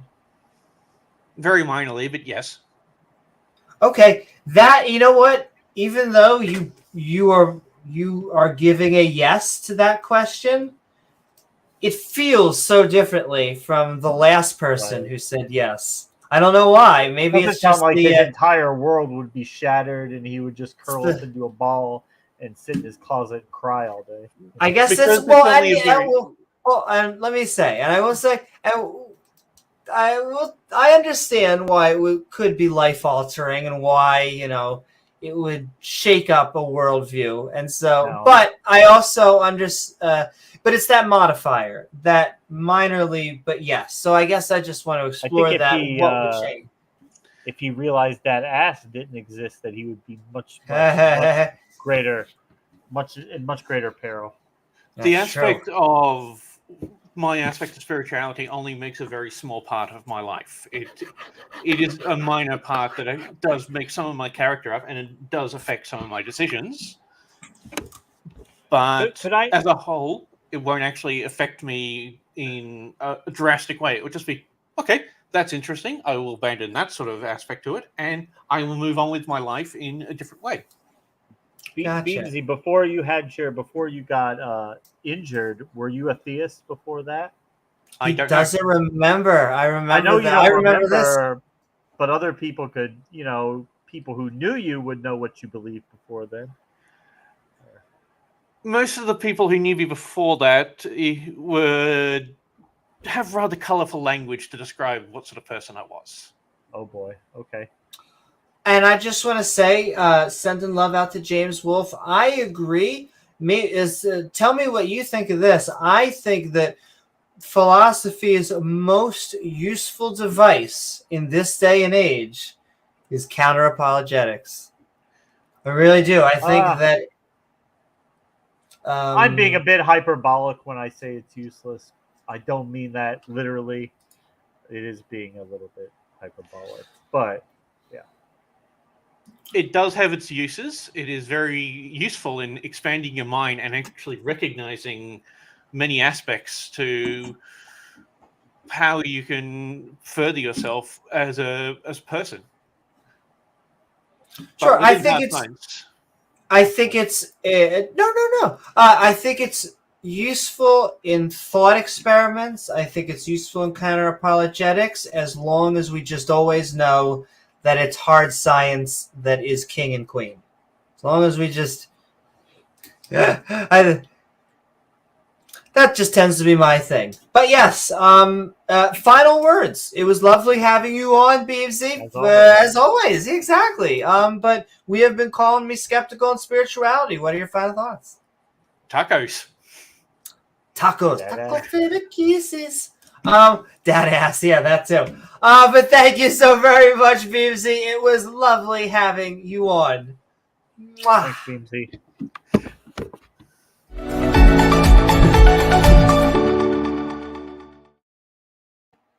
Ooh, that was fun. Thought we had numerous good conversations.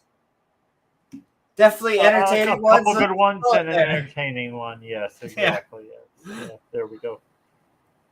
But we are going to wrap up. However, the Skeptic and Ranting Discord server will be opening up for the after show if anyone would like to join in there. Exactly. Boom, boom, boom. But yeah, any final thoughts, James, before we get out of here? No, I think we pretty much flushed out the issue. I think everybody knows where we stand. We have our beliefs on it, our feelings on it. But hey, we open it up. We're willing to listen to what the other side has to say, and evaluate what we're presented with. But yeah, as of yet, we haven't had anything presented sufficient to justify belief in a spiritual world, a spiritual realm. You could say, in theory, could a being evolve to the point where it was no longer composed of matter, but composed of only energy and existing in a different state than we would describe? I mean, I guess possibly, maybe, I don't know. But that still would be part of the physical world. It would just be a part of the physical world that we are not privy to. We are not equipped to understand right now. It would just become newly incorporated into our physical world.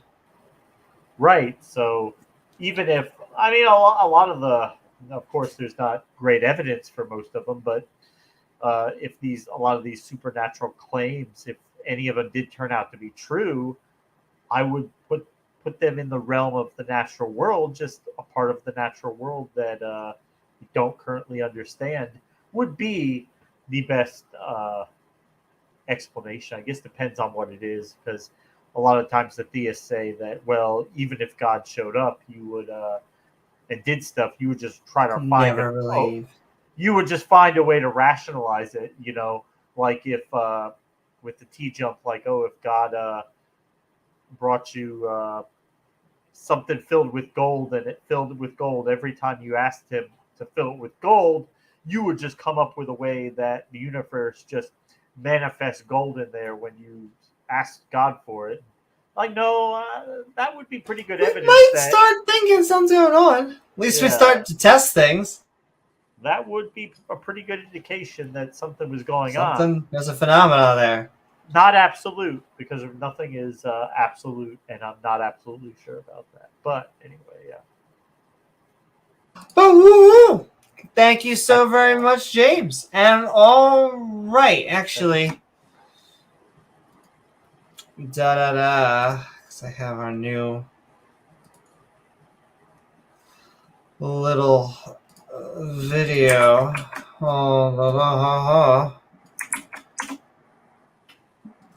But I do want to thank you all for joining us on this episode of Call Me Skeptical Spirituality. That's right, where we opened up the internet phone lines to see if anyone could help us understand why anyone would say that they're spiritual for a spiritually good time. However, I do want to thank my co-host, James W., along with our guest, Stilette Zellini. He changed his name. Eliminated? Ultimated.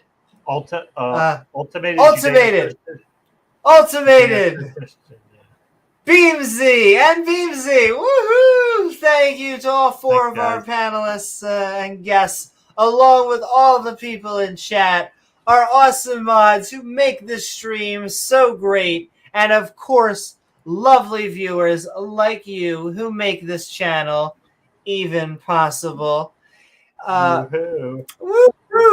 Please do not forget to like, follow if you're on Twitch, or subscribe on YouTube. Woo-hoo. Because then you gain access to that all button icon, which when set will send you reminders to see our premieres, like our Skeptic on the Street, which is premiering as soon as I am done the final third. Get there.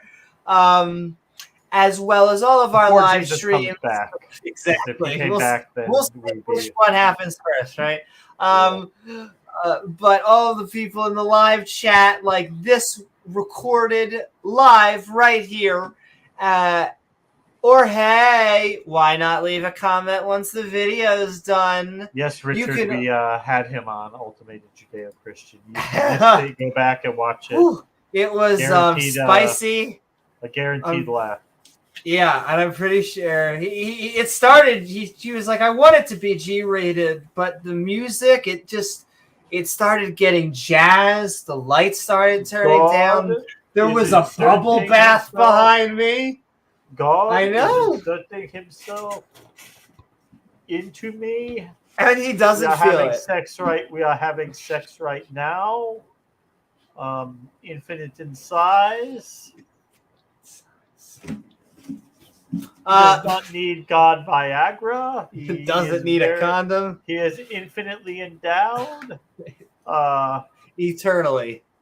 If it lasts more than 4 hours, he does not need to call his doctor, and he will be fine.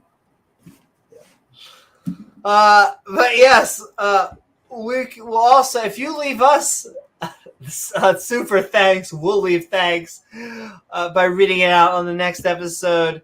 After the show, Skeptic and Ranting Discord server opens for the after show, the link of which is in our description below, along with all of our fantastic channel members, as well as the best way to help us is to go to our Patreon and become a Patreon supporter at patreon.com/Amy Newman, which helps you unlock even more unique perks. Do not interrupt me. You're gish galloping. My favorite example of that, my point, just recently, is that T-Jump had a argument with a random presuppositionalist, and that presuppositionalist kicked or muted him for saying he monologued, for saying either a 3 to 5, depending on which time, sentence monologue. So that, or a 3-word. That is a gish gallop. Gish gallop? Yeah, exactly. But yes, you can find our Patreon and all of our Patreon from our lovely supporters at patreon.com/Amy Newman. I am Amy Newman, and we will see you all on the next episode of Skeptic Ball Z. Good night, y'all. Mwah!